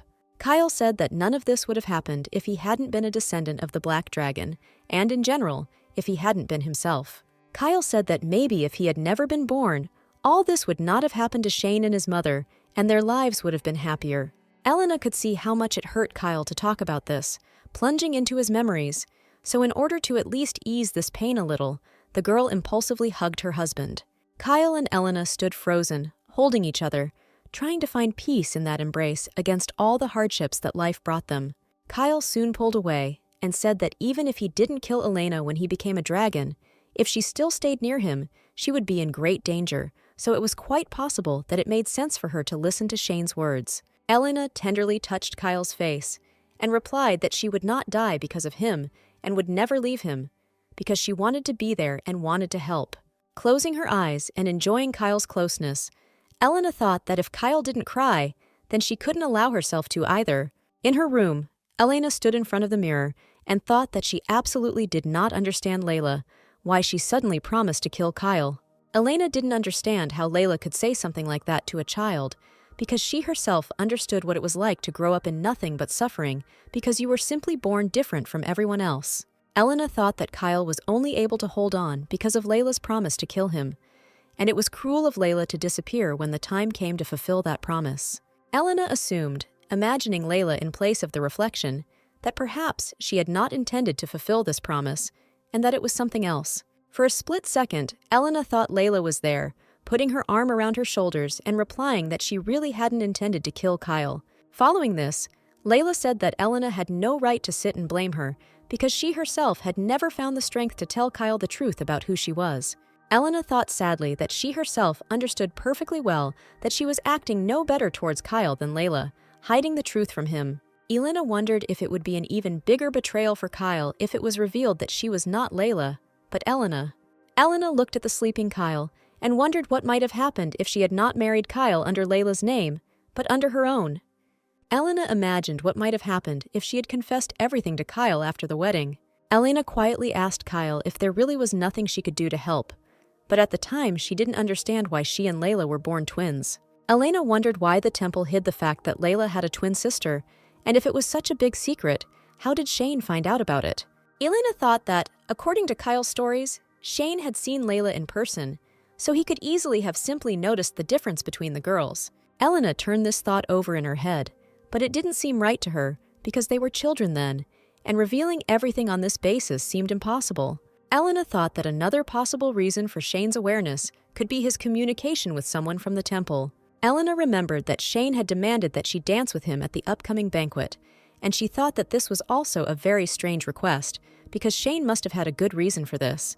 Elena wondered how upset Kyle would be if she agreed to Shane's proposal, but the girl needed to find at least some clue to save Kyle and finally tell him the truth. Elena kissed Kyle's head tenderly, thinking that sooner or later she would have to admit that it was not Layla, whom the man loved, who was next to Kyle, but Elena Underwood. Shane was thoughtfully swirling his wine in a glass at the time. An open letter lay next to him, which he had just finished reading. The man said that everything was not going quite as planned, but quite smoothly. Shane then went on to say that Layla, who was the one writing the letter, needed to see Kyle's face, but she would soon have reasons to smile without that. Meanwhile, the Emperor received guests from a neighboring country, greeting Brave Lion, Edwin, Prince Esper. Edwin bowed his head, smiling as he said that it was an honor to meet the Emperor of Elanfer, but these were rather insincere words. Edwin explained that his father was seriously ill, which is why he had become his acting father. Edwin said with a smile that he promised to live up to all the precious expectations of Emperor Elanfer and would never let him down. The Emperor replied with a smile that King Esper had raised a proper prince, and he was glad to hear such words from him now. These words of the Emperor slightly strained Shane, who closely followed what was happening and noted for himself that his father was upset. Shane thought that the Emperor had deliberately called Esper a lion, wanting to show his inferior status in relation to the Black Dragon family. And Edwin's answer that he would live up to all expectations meant that even if the Esper King died, the Esper line would still live on. Edwin, unaware of Shane's thoughts, asked where the Empire's Black Dragon was, which made Shane shudder. The Emperor replied that Edwin would be able to meet Kyle during the scheduled banquet, as Kyle was scheduled to arrive a little later. The Emperor apologized to Edwin, explaining that he did not think they would need Kyle's presence at this meeting. Edwin smiled broadly and replied that it was no big deal, because the Emperor was right, and Kyle really had no business being at this meeting. Edwin explained that he had once suggested that Kyle fight with swords while it was still possible, and the men were hunting monsters together. Edwin lamented that in the end no one won, but the Emperor replied that Edwin could ask Kyle for a rematch at the banquet if that was what he wanted. Edwin chose to end the conversation, said that he hoped that both the Emperor and the Crown Prince would be okay, and left the hall with his servant. The Emperor rose from his seat, and with a grin, shared with Shane his thoughts about the reason why Edwin was trying to growl and wagging his tail boastfully, not even suspecting that Kyle had fought him at half strength. The Emperor gave orders to Shane to continue to keep a close eye on Edwin until an opportunity presented itself to finish him off. Shane thought that everyone around him was talking about nothing but Kyle, as if specifically reminding Shane that he might not get the throne, and if this was all happening according to the plan of the Mighty One, then his own revenge was just part of that plan. Meanwhile, in Kyle's office, a council was assembled, consisting of Kyle himself, Philip, and Elena, at which Philip explained that the Emperor considered the approaching banquet very important. Kyle tiredly rested his face on his palm and replied that it was quite logical, since the heir of the Esper family would be present at the banquet, and it was necessary to leave the right impression. Philip explained that the Emperor had asked him to reiterate that he wanted everything to go perfectly, and that was the reason he had so easily forgiven Kyle for his sudden departure. A short laugh escaped Kyle's lips. He noted that it was no coincidence that so many nobles had been invited to this banquet. Apparently, the Emperor had decided to create the appearance that it was Kyle who was going to take the throne of the Empire, especially in front of Edwin.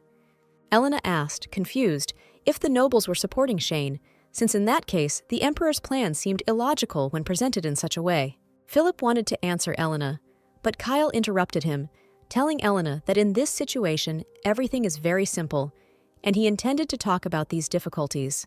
Kyle explained that the Emperor had 3 main targets at the banquet: the nobles who were divided into factions, the priests, one of the main threats to the imperial throne, and Prince Esper, who had come to the Empire as an envoy from an enemy country. Kyle explained that the members of the Black Dragon clan have historically married holy maidens, so the temple has long believed that he has the right to gain power and wants it.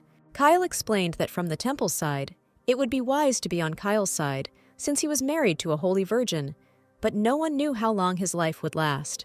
For this reason, the temple began to work with the nobles who supported Shane. The nobles had nothing to lose. They just followed those who had more power. Elena assumed that the alliance between the temple and the nobility must not please the Emperor very much, since it creates certain risks for the government. Kyle replied that it was no good for the Emperor that the temple had been strengthened, since the weakness of the imperial family was that they needed saints anyway. Elena suggested that in that case, the fact that Kyle, even though he was a descendant of a black dragon, was officially recognized as the successor to the throne, could be a hint that a reshuffle of forces would soon occur. Kyle explained that the Emperor was trying to make him into the supposedly most powerful emperor of all time, so that all 3 sides would bow their heads before his greatness. Elena suddenly understood the reason why Shane demanded to dance the first dance with him at the banquet, because such an action could undermine Kyle's authority, sowing rumors that there were problems in their couple. From this, it turned out that Shane consciously went against the will of the Emperor, and with the realization of this, Elena asked Kyle to be alone with him. Kyle was surprised by Elena's request, but he couldn't refuse her, so he asked Philip to leave the room. Realizing that Elena wouldn't come to him with such a request out of nowhere, Kyle asked what exactly happened and what caught Elena's attention in his story. Elena nervously fiddled with her wrist, realizing that the idea that had come to her mind might not please Kyle very much, but it was important to voice it. Elena said that she wasn't sure if her words would hurt Kyle, but she had to say them anyway because she thought it was very important. Elena tried to look Kyle in the eyes with confidence and declared that she would agree to Shane's proposal and dance the first dance with him at the banquet. Elena looked down and asked Kyle to be understanding of her request, as it was not easy, but it had to be done for certain reasons. Elena asked Kyle not to consider her choice a betrayal because she had reasons for doing so. Elena looked up and saw that Kyle was standing there looking completely gloomy, but the man quickly said that he had no reason to doubt Elena.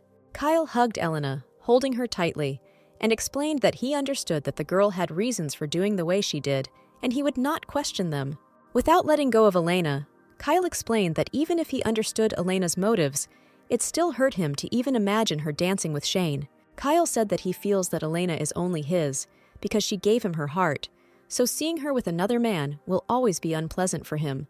Kyle only pulled back slightly, and said that he hoped no one would get a piece of Elena's attention and soul. These words confused Elena, but she thought that she understood perfectly well what Kyle meant, and on the whole, it was rather pleasant to hear. Elena gently touched Kyle's face and thought that she, too, was becoming very greedy for him and didn't want to share him with anyone.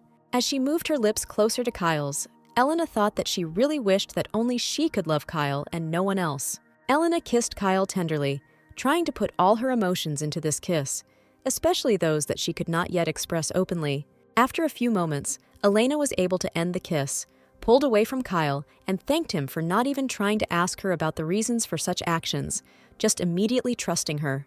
Elena became embarrassed and said that she would have one more request for Kyle, which surprised the man very much. But when he agreed to listen to her, Elena said that she had danced only once in her life. Kyle felt a brief pang of sympathy for Elena, realizing once again how lonely her life had been in that temple. But what Elena said next threw Kyle off kilter, as the girl stated that the only time she was able to dance with someone was with the angel she met as a child. Elena said that the dance was probably incredibly awkward, and Kyle was taken back to the day they met. Elena was desperately embarrassed, the girl's cheeks were flushed, and the girl asked Kyle to help her with the dancing, if of course he didn't mind. Kyle asked her to slow down a little, and Elena thought that now she had crossed the line and would hear Kyle refuse her request. But Kyle smiled softly, extended his hand to Elena, and said that he had to ask if she would dance with him for a little while. Elena was very surprised that Kyle agreed so quickly, but she couldn't help but be pleased because she was really worried that she might not cope at the banquet. And so their dance lesson began. Kyle gently but confidently led Elena around the room, not being distracted by anything around her and helping her master the basics of dance. Elena was clearly enjoying the dance, and at some point her laughter was heard, while Kyle watched the girl with a smile, remembering every happy moment spent next to her. And so the day of the banquet arrived.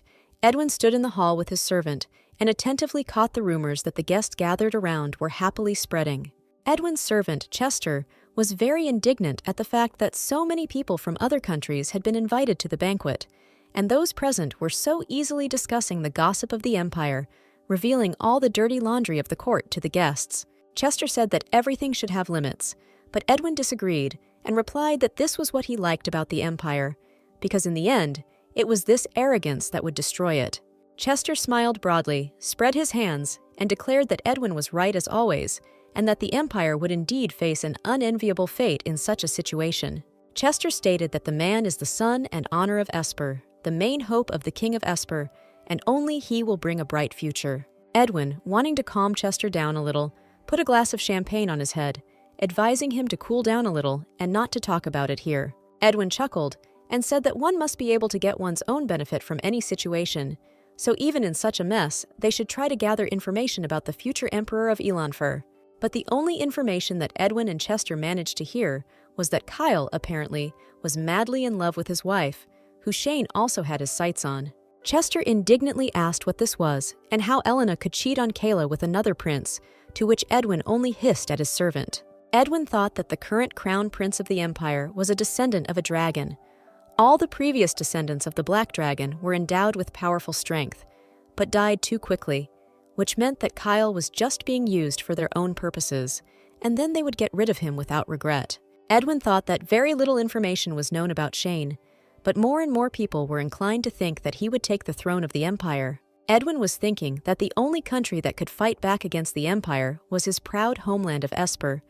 At that moment, Shane felt someone else's gaze on him. Shane looked questioningly at Edwin and received a welcoming nod in response, while Edwin continued to think that in order not to go crazy and not lose his country, he was obliged to collect all the information bit by bit, even if it seemed insignificant. Edwin thought that if something was going to happen, he should know about it in advance. And besides, this was a good chance to check the words of the prophet who suddenly appeared, who claimed that the current descendant of the Black Dragon was different from all the others. The room suddenly became animated. The hubbub, which had previously been merely background, at some point became louder and stronger. Edwin looked around in confusion, trying to understand the reason for such excitement of everyone present.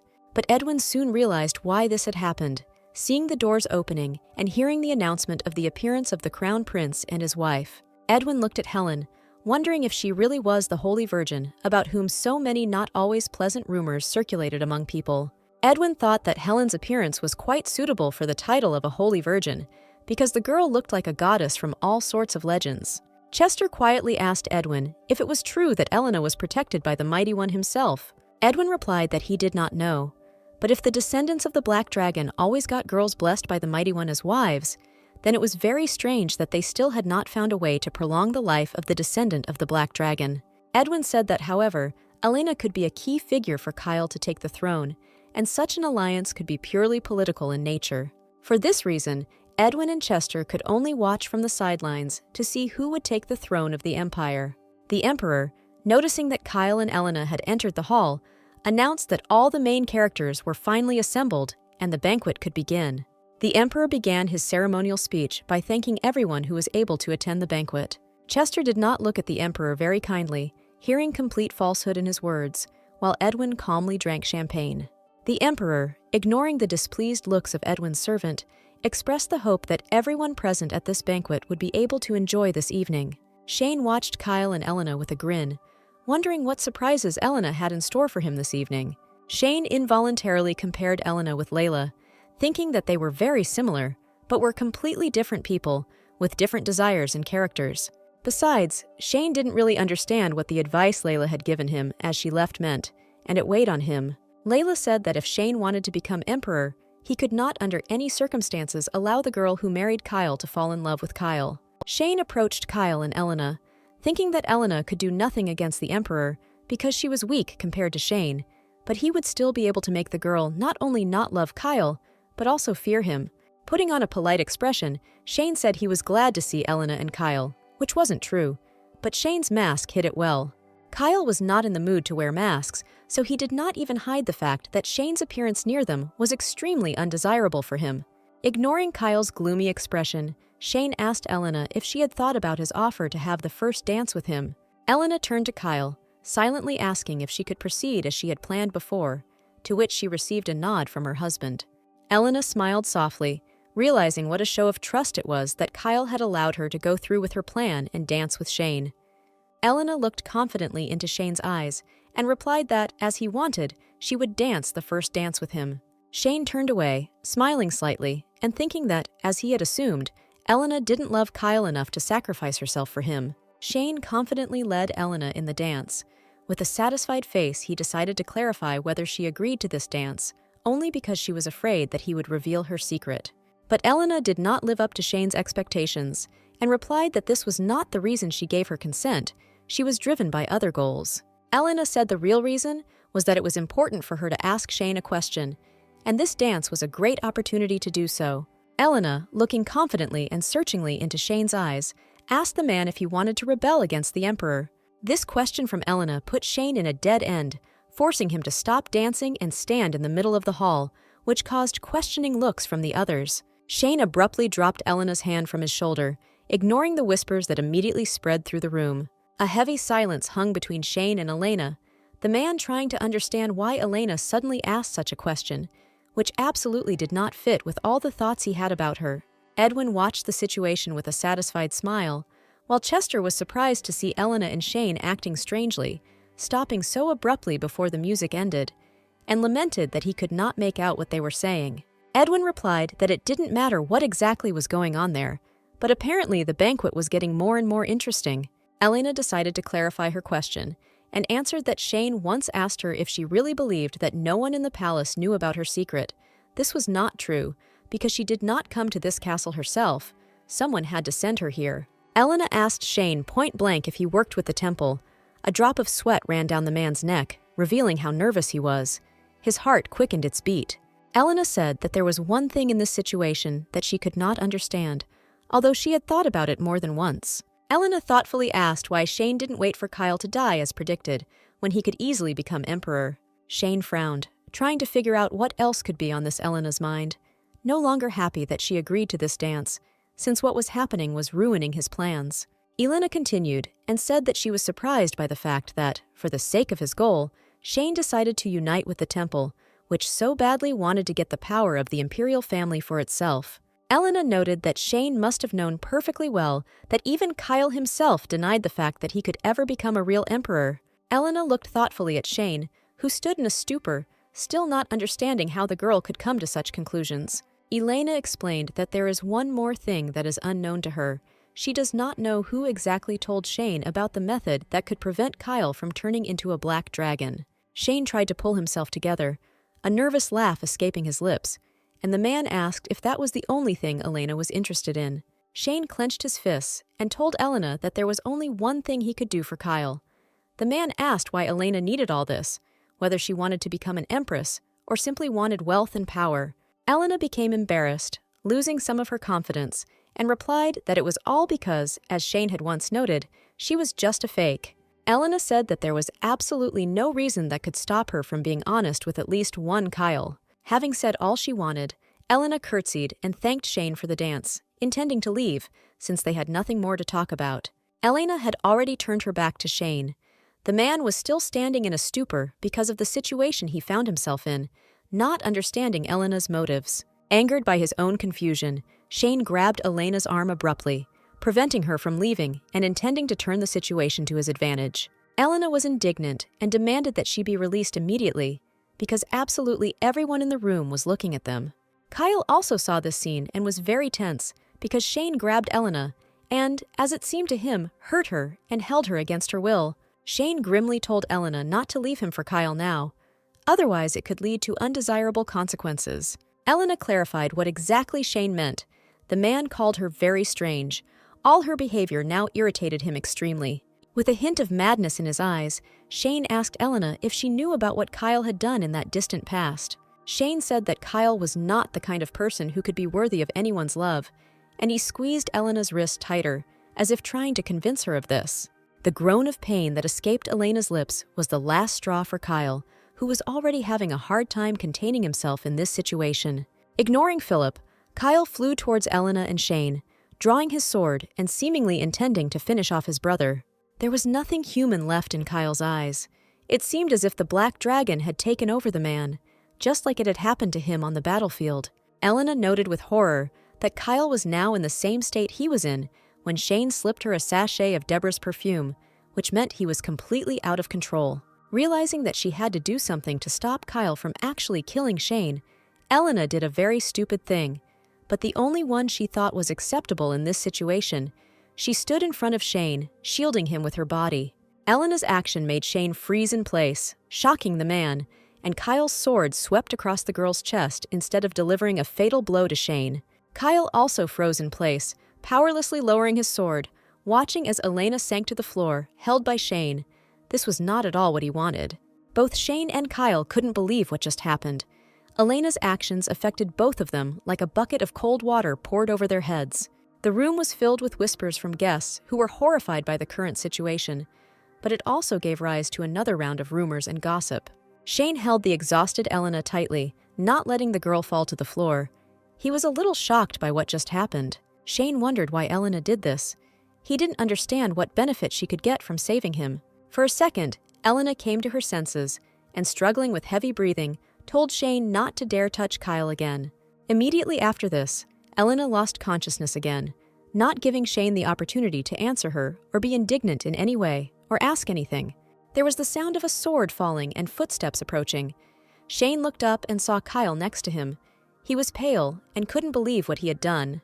Kyle was shaking all over as he sank down next to Shane and Elena, and as he carefully took the girl from Shane, he felt extremely guilty. With horror in his eyes, Kyle looked at the wound on Elena's chest, realizing that he had almost killed his wife with his own hands.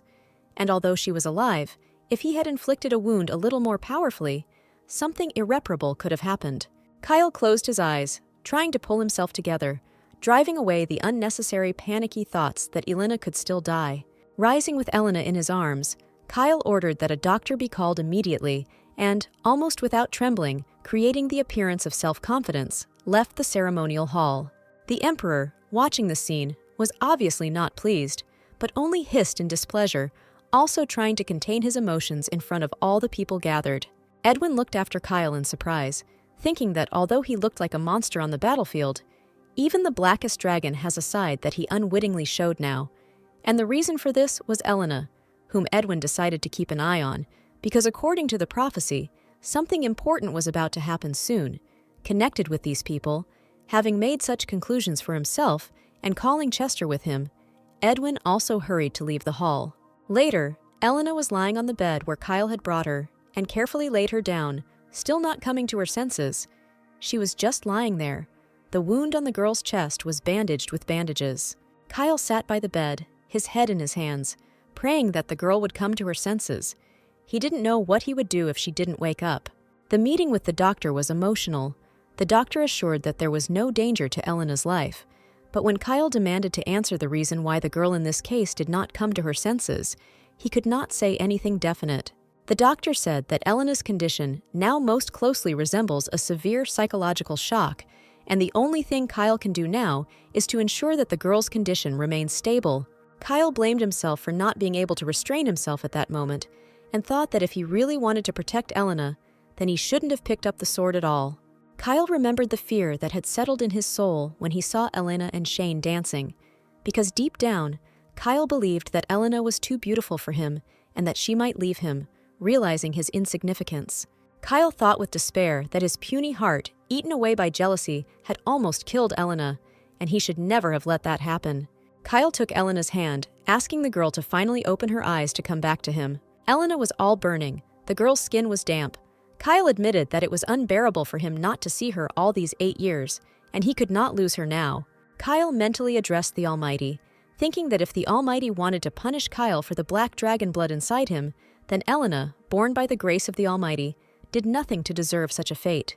Kyle quietly said that he was ready to turn into a black dragon right now, if only Elena would finally open her eyes. Tears dripped from the man's eyes, falling on the wedding ligature on the girl's hand.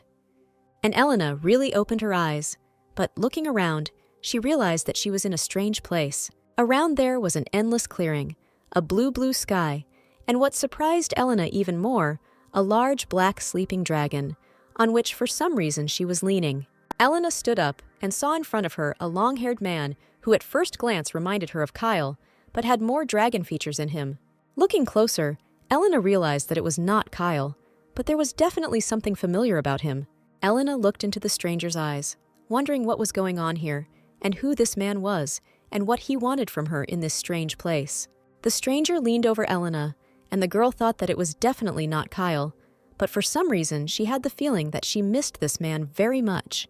The stranger embraced Elena and, calling her Edna, said that even if they incurred the wrath of the Almighty, and the day came when they would have to face death, he would still be reborn and would love this woman. Words escaped Elena's lips that she, too, could not even imagine life without this man, whose name, Shekor, also popped into her head like a flash of memory. But the carefree atmosphere of what was happening suddenly began to feel much more heavy. This switch was very sudden and dark. Shekor pushed Elena away from himself, looking at the girl gloomily and with condemnation. Elena did not understand what was happening, but she felt the danger emanating from him. Scales covered Shekor's body, tears flowed from the man's eyes, and he asked why she betrayed him then. Hearing the last mention of Imago, Elena suddenly opened her eyes again, waking up from this strange dream or vision that had come to her. This time the surroundings were more familiar. Elena thought she had a dream, but she did not understand when she had managed to fall asleep. Turning her head, Elena saw Kyle, who still hadn't let go of her hand and couldn't stop his tears, but now looked at the girl with a little relief. Elena sat up on the bed, looking questioningly at Kyle and not understanding why he was crying, because nothing tragic had happened and everything was fine. With concern in her eyes, Elena asked Kyle what happened and if he was okay, if someone had hurt him while she was unconscious. Gently touching Kyle's face, Elena asked why he was crying. She really wanted to know what happened. Kyle took Elena's hand with a trembling hand and replied that he thought she would never wake up, that he had lost her forever and would never get her back. Elena looked at Kyle in confusion, not quite understanding what exactly she could do to calm the man down, because now she was with him. Elena said that she had already come to her senses, but Kyle replied that it was just a happy coincidence, and everything could have ended more tragically. Kyle said that as long as Elena was in his heart, everything that happened at the banquet could happen again, but the outcome could be worse next time. Elena tried to convince Kyle that she was fine, but Kyle replied that he had almost killed the girl with his own hands. Kyle said he held out for 8 years just for the thought of being able to see Elena just once. Elena looked down so Kyle wouldn't notice the pain his last words caused her, because she thought the man was talking about Layla. Pulling herself together, Elena managed to smile and replied that everything was correct. Kyle had been waiting for her for 8 years, thinking to himself that he had been waiting for Layla. And in the end, Elena had appeared in his life. Tears were still flowing from Kyle's eyes, and Elena thought that even now Kyle believed that she was Layla and blamed himself for everything that happened. Elena tried to understand what kind of dream she had, and whether it was possible that Shekor, the man from her dream, was actually Kyle. Elena thought that if she revealed the truth about herself to Kyle, it would hurt him because, in her opinion, he loved Layla and not Elena. However, Elena was tired of all the omissions and wanted to try to change her destiny, so she told Kyle that there was a story she wanted to tell him. Elena said that if he was going to let her go right now, she had to tell him the story. She thought that even if Kyle hated her, she couldn't lie to him anymore. Elena gathered her strength and said as firmly as she could that the person with whom Kyle had exchanged promises 8 years ago was not her at all. Elena said that the person who is now in front of Kyle is not Layla, but her twin sister, Elena Underwood. It was not easy for her, but she made the decision to confess everything. Without giving Kyle a chance to respond, Elena slid off the bed and headed towards the window. It wasn't easy for her to talk about all this, but it was the right thing to do. Elena said that not everything she told Kyle was a complete lie. She tried to be truthful whenever possible. Elena stood with her back to Kyle, not noticing his sympathetic look. It was very difficult for her, but she continued. Elena explained that she knew it all sounded like an excuse, but Layla had disappeared right before her wedding to Kyle, which is why Elena had been given the role of his bride in the temple. Elena said that the first night when Kyle told her to leave to protect Layla, she had a reason why she didn't leave. Elena said that there was such despair in Kyle's eyes, and although Elena understood that she was not the one he needed, she really wanted to stay with him at that moment. Kyle looked at the girl in confusion, not believing that she had finally decided to open up to him. Elena burst into tears, saying that if she and Layla were born twins, then perhaps she met Kyle not just like that, but by the will of fate. Kyle hugged Elena tightly, trying to calm the girl who desperately pressed herself against him. He was grateful to her for such frankness. Elena said she knew it was all very selfish of her, but she didn't want to lie to Kyle anymore. Kyle put his hand on Elena's head, pressing the girl even closer, and told her that she shouldn't say anything else, because if people found out about this, her life could be in danger. Kyle asked desperately why Elena had told him the truth if she was so afraid and fearful of what might happen once the truth was revealed.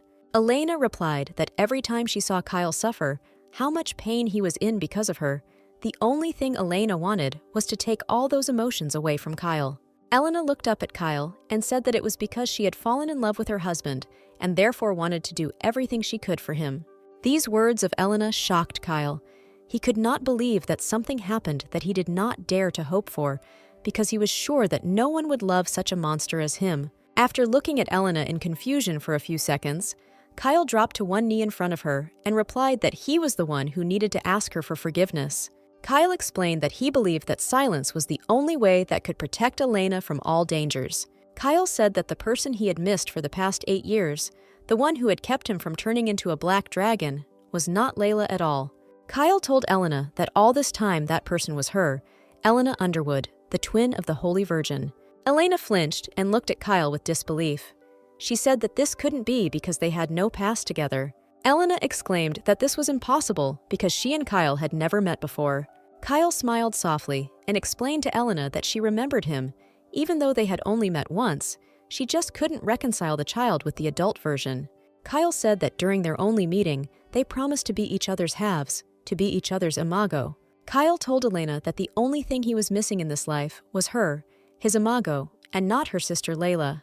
Elena looked at Kyle in confusion, unable to believe that everything turned out so well, because she was prepared for Kyle to hate her, but instead received a declaration of love for her and not Layla.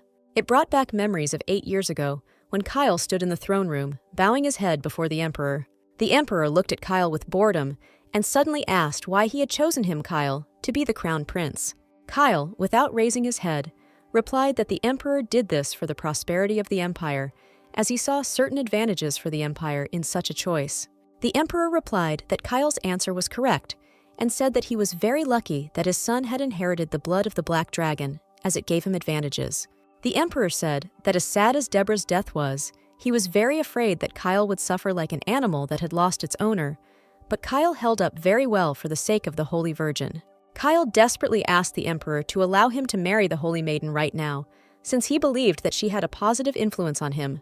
There was a doom and determination in Kyle's eyes that the Emperor could not see, because there was much the Emperor did not know or even want to know. Kyle remembered the promise that Layla had made to kill him on the day of Deborah's funeral. He thought that when he and Layla got married, the Emperor would no longer have to think about anything, because this girl would be able to finish everything. But the Emperor's answer stunned Kyle, because his father replied that a wedding with Layla was impossible now. The Emperor stated that Kyle was obliged to lead a detachment against the monsters and demons on the border with the Esper Kingdom, and only if all went well could this request be discussed. With a slightly crazy look, the Emperor stated that this battle was not just a monster hunt, but also a great opportunity to destroy all the inhabitants in the area near Esper. The Emperor ordered Kyle to do it in such a way that it would seem that the people were killed by the escaped demons, and not Kyle himself. Then there would be less suspicion. Kyle clenched his fists. Such an order from the Emperor seemed inhuman to him, and he asked what would happen if he refused. The Emperor replied that Kyle's mother had once chosen to kill herself when she saw enemy flags in her country, and warned Kyle that if he acted as foolishly, the holy maiden he held so dear would not be able to escape death. Kyle tried to digest the Emperor's threat, and his father stated that Kyle was leaving the next morning, so he should prepare. Kyle stood before the Emperor and replied that he would carry out his father's orders, but in exchange, his father must promise that on the day Kyle returned from these battles, he would be able to marry Layla Underwood. But without waiting for the next day, Kyle saddled his horse and, ignoring the cries of the soldiers, rode out of the castle. Kyle thought that if this war the Emperor was sending him to was going to drag on for years, then he might have one chance left to see Layla in human form. Kyle thought that he couldn't allow this because he had to die in human form. But when he arrived at the temple grounds, he noticed something strange. There wasn't a single priest around. Kyle thought that this situation was only to his advantage. All he had to do was find Layla and ask her to fulfill her promise at all costs. Behind the tree, Kyle saw a girl who looked like two peas in a pod with Layla, but for some reason it seemed like it wasn't her. Kyle and the stranger looked at each other, both confused and not understanding how to break the silence that hung between them. Kyle wondered if it was possible that this was his fiancée, Layla Underwood, and not another person, as he somehow thought. But Kyle quickly pushed these thoughts away, noting to himself that the atmosphere around the stranger was completely different, even though she looked like Layla. Kyle decided to break the silence, approached the girl, and asked her who she was in order to finally dispel his doubts about her person. The stranger broke into a sincere smile, curtsied, and said that her name was Elena. Kyle felt a pang of disappointment because it really wasn't Layla, whom he was so anxious to find now to secure her promise. But the next second, Kyle realized that he had a very strange feeling that he did not expect at all. Kyle felt like he had known Elena for a very, very long time, but the teenager did not allow himself to delve deeper into these thoughts and feelings. Kyle apologized to Elena and asked if she by any chance had a twin sister who also lived there. Elena immediately dimmed. Tears welled up in her eyes. She said that there was a misunderstanding, and, apparently, Kyle was looking for Layla, and she had already managed to think that someone had dropped in to visit her. Kyle felt his heart beat faster at the sight of Elena's tears, and he absolutely did not want to see her cry. Kyle placed his hand on Elena's shoulder and replied that he just wanted to make sure that Elena was the one he was looking for. Elena laughed happily, said that she was glad to meet an angel, and impulsively hugged Kyle, which was a completely unexpected action for Kyle. Kyle was confused. Elena was the only person who could have come up with the idea of calling him an angel, because he was not one at all. It was strange, but Kyle felt a surge of warmth from Elena's reaction, deciding, however, to clarify the reason why the girl called him that way. Elena replied that children's books said that if you go through difficult and painful trials, then an angel is sure to come. Kyle replied that he was not at all what Elena thought he was, rather the opposite of an angel. But the girl touched his face and replied that there was nothing wrong with the fact that he was not really an angel. Elena said that just meeting Kyle here and now made her happy and very grateful to him because there were few visitors here. With a slightly childish and naive directness, Elena asked if Kyle was glad to meet her. Kyle looked into Elena's happy eyes and thought that this girl didn't even know that she had become the first person who was sincerely happy to meet him. Kyle hugged Elena tightly and replied that yes, he was also very glad that their meeting happened on this day, and these were sincere words on his part. Kyle thought he was coming here to meet Layla and ask her to kill him, because he was very afraid that he would become a monster someday. However, after meeting Elena, the fear in Kyle's chest dulled, and he wanted to spend as much time with this girl as possible. Kyle and Elena were walking through a clearing on the temple grounds when Elena suddenly turned to the teenager and said she had a question. Elena asked Kyle if angels could dance, which surprised the teenager, as the question about dancing was not at all what he expected to hear. Kyle noted to himself that Elena apparently still thought he was an angel, but he liked that a lot more than the idea that she might think he was a monster. Kyle replied that he could dance, which once again brought a warm wave of gratitude from Elena. Elena took Kyle's hand and, blushing desperately, asked if he could dance with her in that case, because dancing was very interesting to her. It seemed that Elena blushed to the roots of her hair. For Kyle, such enthusiasm from the girl was unusual, but it instilled some hope in his heart. Kyle said he was fine with it, but Elena felt it necessary to warn him that she had never danced with anyone before and might be clumsy. With horror, Elena asked what would happen if she suddenly stepped on the angel's foot. Would it lead to any dangerous consequences? Kyle looked at the panicking Elena, who had obviously withdrawn a little, saying that she would really like to dance with him, but she was afraid for the safety of his legs. Kyle smiled genuinely, which was rare for him, pulled Elena closer to him by the waist, and replied that on this day all his time was completely dedicated to her. Kyle warmly invited Elena to do whatever she wanted that day. He wanted to bring the girl a little more happiness and see her smile. Elena looked at Kyle, not believing that there was a person who was really ready to spend at least a little of his time with her, and they danced. At first it was very awkward, because Elena didn't know how to do it at all and actually stepped on Kyle's feet. Kyle was not afraid of this, and he confidently led Elena in the dance. They gradually adjusted to each other, and Elena began to dance better. In the end, Kyle and Elena managed to enjoy this dance, and their sincere laughter could be heard in the clearing. Kyle and Elena were relaxing in the gazebo when Elena said that she hoped that the angel would come to her the next day, and the day after, and in general, always be there. Kyle looked at Elena with regret and said that, unfortunately, he couldn't, because the next day he would have to leave the Empire, and he couldn't promise that they would be able to meet again. Kyle added that if everything goes well, and if Elena doesn't forget him, then they will definitely meet in the future and spend a lot of time together. Kyle placed his hand over his heart, paused for a moment, looking at her intently, and asked Elena to be his imago. Elena looked at Kyle with confusion. The teenager explained that he was asking Elena to become the person only he truly knew, the person who will be like Kyle's shadow, a reflection, and if Elena wants them to be together, then everything will happen, because they will never forget each other. Kyle thought that if he hadn't tied Elena up with his words that day, if he hadn't made her watch him in tears, but had taken her with him, everything could have been different. But he couldn't. Kyle couldn't do anything different because he thought that if Elena found out that he was actually a monster, he would never be able to see her smile again. Elena listened in amazement to the story Kyle told her, eventually asking if Kyle was the boy she always remembered.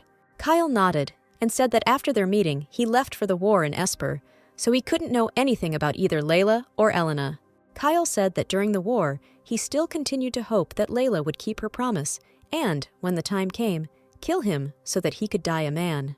But in addition to hoping for this, Kyle also hoped that since he was still alive, he would still be able to meet Elena at least once more. And Kyle was shocked when he was actually able to see Elena again, in a completely unexpected place. Kyle said that when he saw Elena at the altar, he felt like everything around him was falling apart, because if the girl stayed next to him, she would put herself in danger.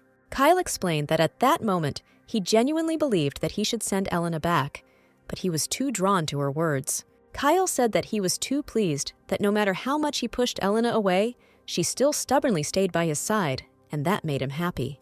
Kyle admitted that Elena had not changed at all since childhood, and he did not feel lonely next to her, because Elena was the person who kept Kyle in this world.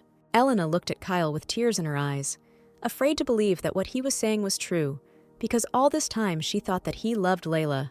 Kyle said that after that one meeting with Elena, every moment of his life became an anticipation of meeting the girl again. Kyle confessed that he loved Elena and tenderly kissed the girl, trying to convey to her through the kiss all the emotions that were raging in his soul. Kyle and Elena fell on the bed, continuing to kiss.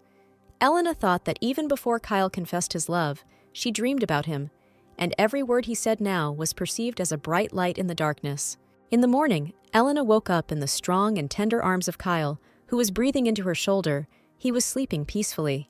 Elena sat up, freeing herself from Kyle's arms and rubbing her eyes. which were still a little stuck together after sleep in confusion. Kyle's face now looked serene, giving Elena hope that at least this night had passed without nightmares for the man. Elena smiled softly, admiring Kyle, and thinking that she was very lucky that that fateful meeting happened in their lives, and that they were now together. With a happy chuckle, Elena lay back down on Kyle's chest, listening to his heartbeat, which was rhythmic and calming to her. Feeling a little sad, Elena thought that she had never felt so close to someone, because the only person she had spent most of her life with was Layla. Layla, once upon a time, when they were alone, asked Elena to listen to her carefully and said that the two of them were not just twins. Layla said that Elena's pain is also her pain. Elena's sadness resonates in her soul. She feels all her emotions well because they are connected. Layla said, hugging Elena tightly, that since they were twins, they should always be united and never separate. Elena wondered if Layla knew that the only thing Elena had felt all this time was fear. Elena gently touched Kyle's face, trying not to wake her husband, thinking that he was the only person who saw Elena as Elena. Elena remembered Kyle's words about how he didn't feel lonely with her, and she understood his feelings well. Elena sighed, closed her eyes, and said that she felt the same way, and only Kyle understood her and changed her world, painting it in bright colors. Suddenly, Elena heard Kyle ask what exactly she meant, and her eyes widened, caught off guard. Elena looked in surprise at Kyle, who had risen, not understanding when she could have managed to wake him up, and how long he had already been watching her. Kyle stared at Elena, and the girl asked, confused, when exactly he woke up. Kyle touched the girl's face, replying that he had been waiting since the moment Elena touched his cheek. Elena asked in surprise what exactly Kyle was waiting for, but the man only silently pulled her towards him and kissed her tenderly instead of answering her question. When the kiss ended, Kyle and Elena looked into each other's eyes for a few more moments, not trying to move away. But the moment passed, Kyle and Elena nevertheless pulled away from each other, blushing rapidly. Kyle muttered that since they woke up, they should call a doctor. Elena turned her back to Kyle, hiding her face, and said that in that case, she needed to get ready. Suddenly, Elena let out a surprised cry as she suddenly discovered something. Without turning to her, Kyle asked what happened. Elena herself turned to Kyle and exclaimed that it was very strange, but there was not a single wound left on her body, although they were quite deep. Kyle moved closer to Elena, carefully studying her body, and finally stated that she was indeed cured. Kyle said that no one would suspect anything if the Holy Virgin suddenly recovered, but they still had to be careful with everything that was happening. Elena looked thoughtfully at the seal on her hand, thinking that she too had changed her form, and that must mean something. Elena confessed to Kyle in confusion that until now she had lived believing that she had no abilities. Elena said that if what happened meant that she did have the abilities of a Holy Virgin, then she would really like to help Kyle. Kyle looked at Elena a little confused, imagining how hard it had been for her to understand that only Layla had the abilities of a Holy Virgin.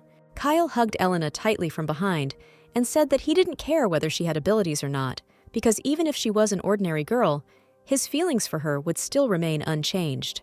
Kyle kissed Elena on the neck and said that he had already confessed. He had only been waiting for 8 years to meet her. He didn't need more. Kyle turned Elena onto her back, hovering over her, looking at her tenderly, trying to convey his confidence to her.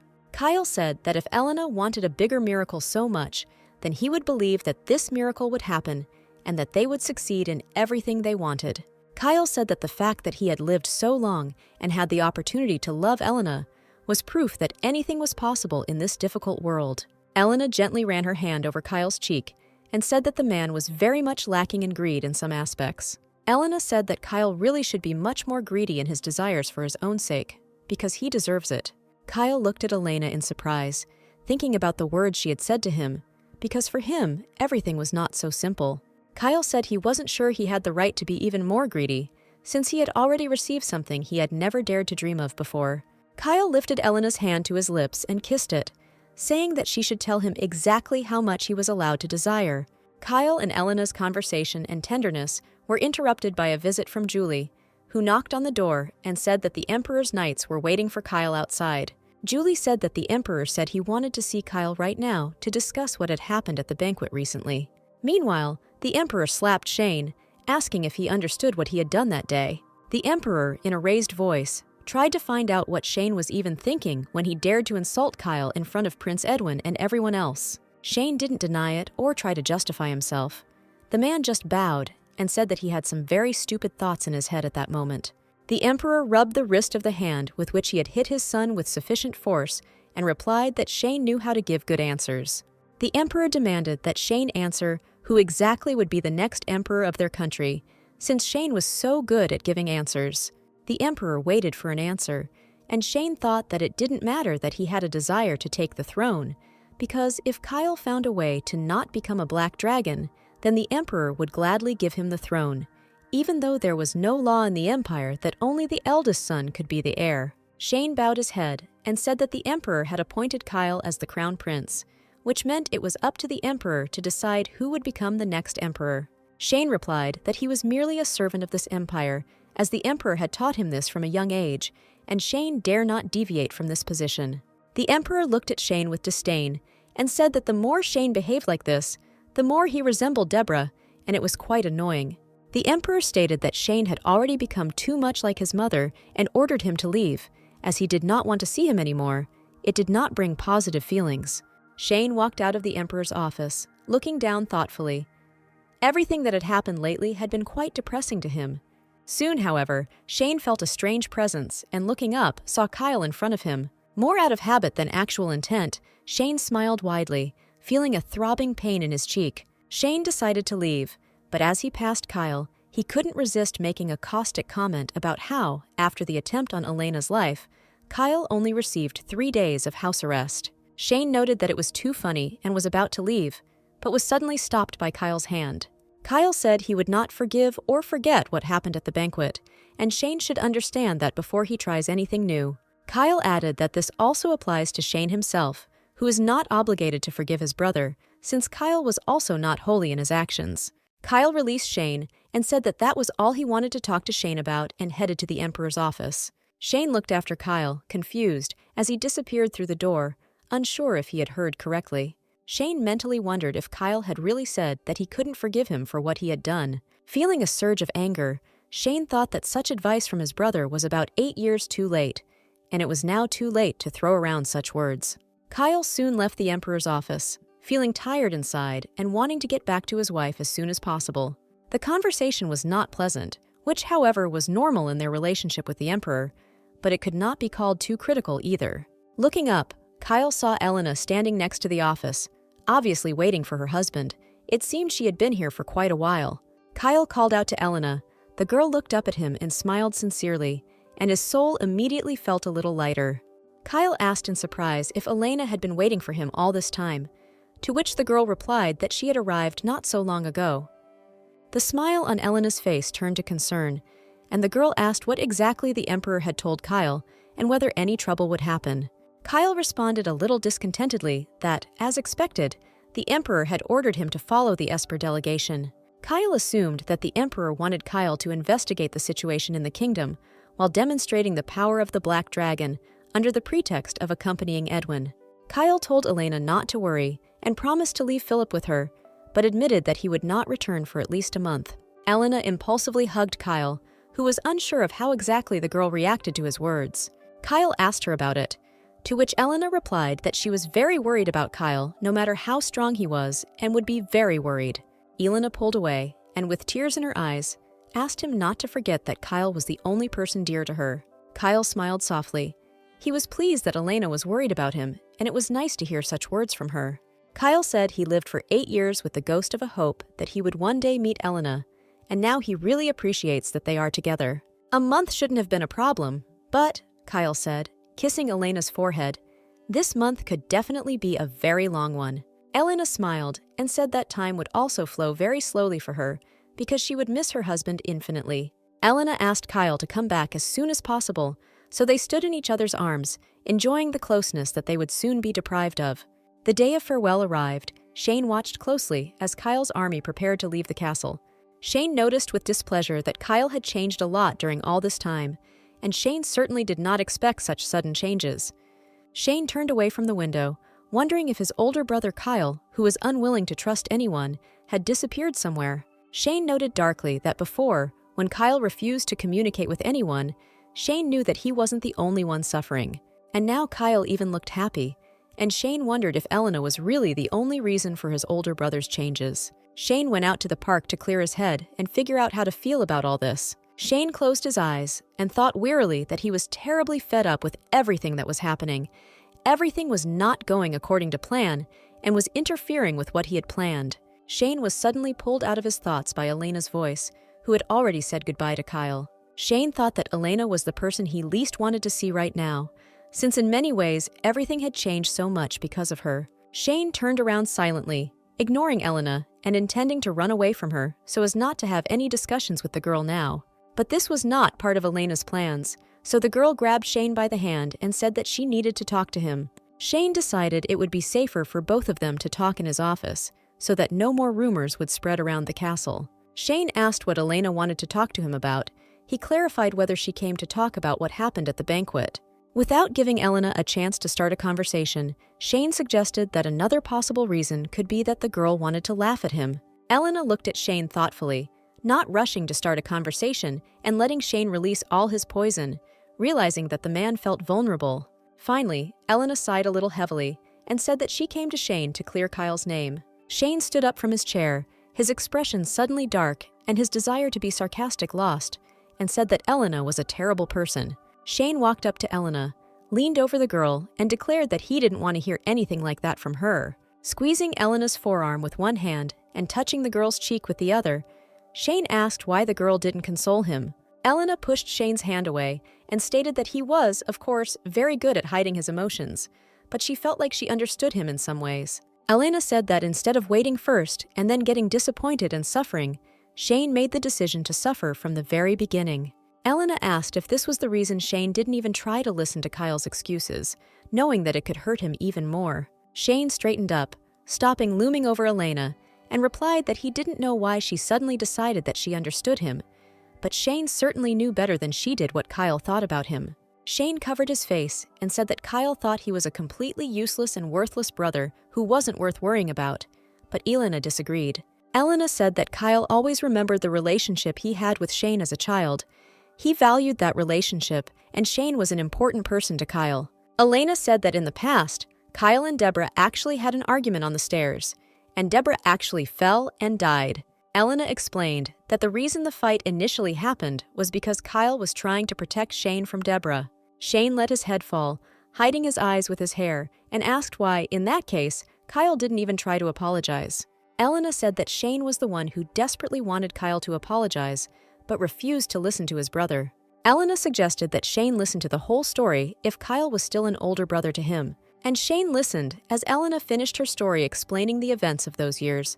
The man noted that the story sounded true, but asked what he should do, in Elena's opinion.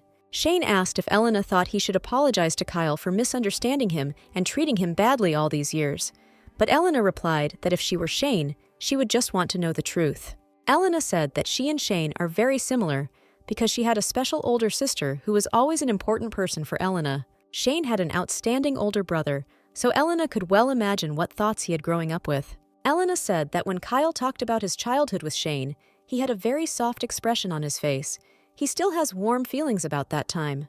Even when Kyle told Elena about the tragic story, there was still a feeling that these memories were priceless for him. Shane laughed bitterly, realizing that he had indeed been wrong about Kyle and had done many things that he himself could not forgive himself for.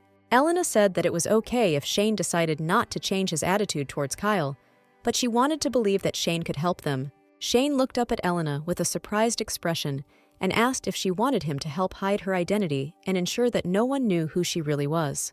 Elena replied that she didn't care what happened to her, but she wanted to know how to make Kyle human and save him from his dark fate. Shane thought about it, not rushing to refuse Elena right away, but also realizing that he couldn't just agree to this. Shane decided it would be better to clarify some points with Elena and asked why she treated Kyle so well. Shane said that even if Deborah, his mother, had indeed been in an accident, it did not change the fact that Kyle lived with blood on his hands. Shane genuinely didn't understand why Elena wasn't afraid of Kyle and didn't turn away from him, to which Elena replied that Kyle told her that he needed her.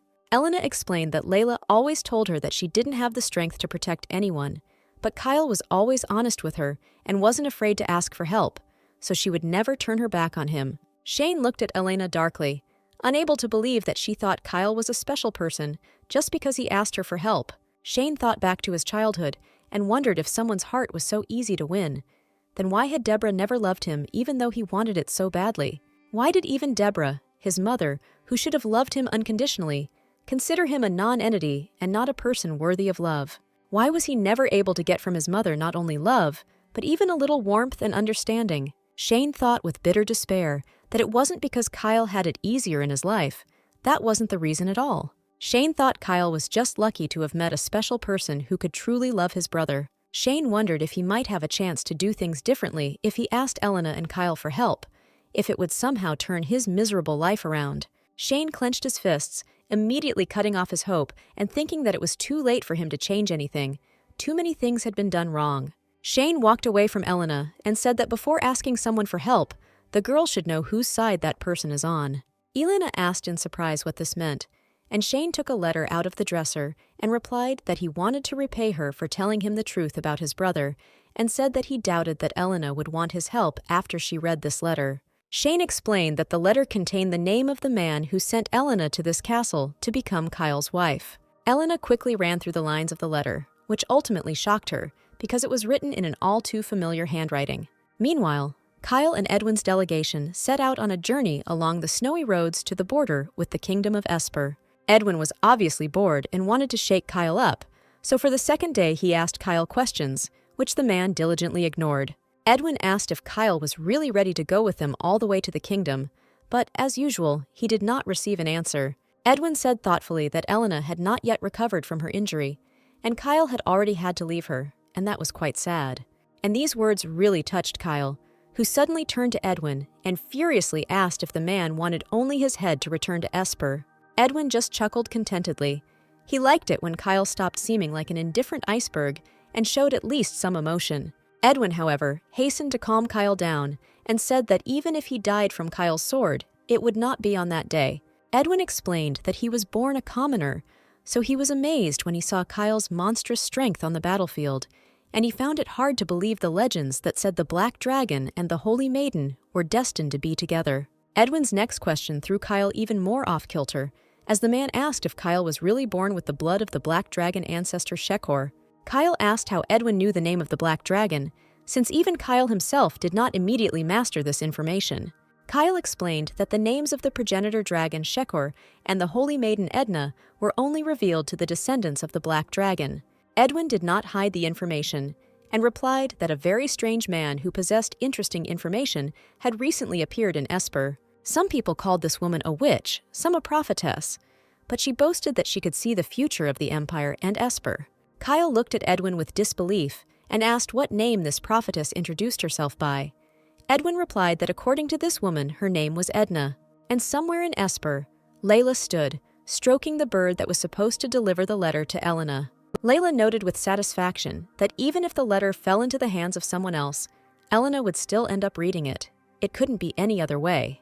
Layla thoughtfully said that she could not fail in this life, so Kyle and Shane had to obey her and do as required. Layla thoughtfully said that Elena should understand her because they were twins, and at that moment, Elena finished reading the letter and realized that everything had been set up by Layla.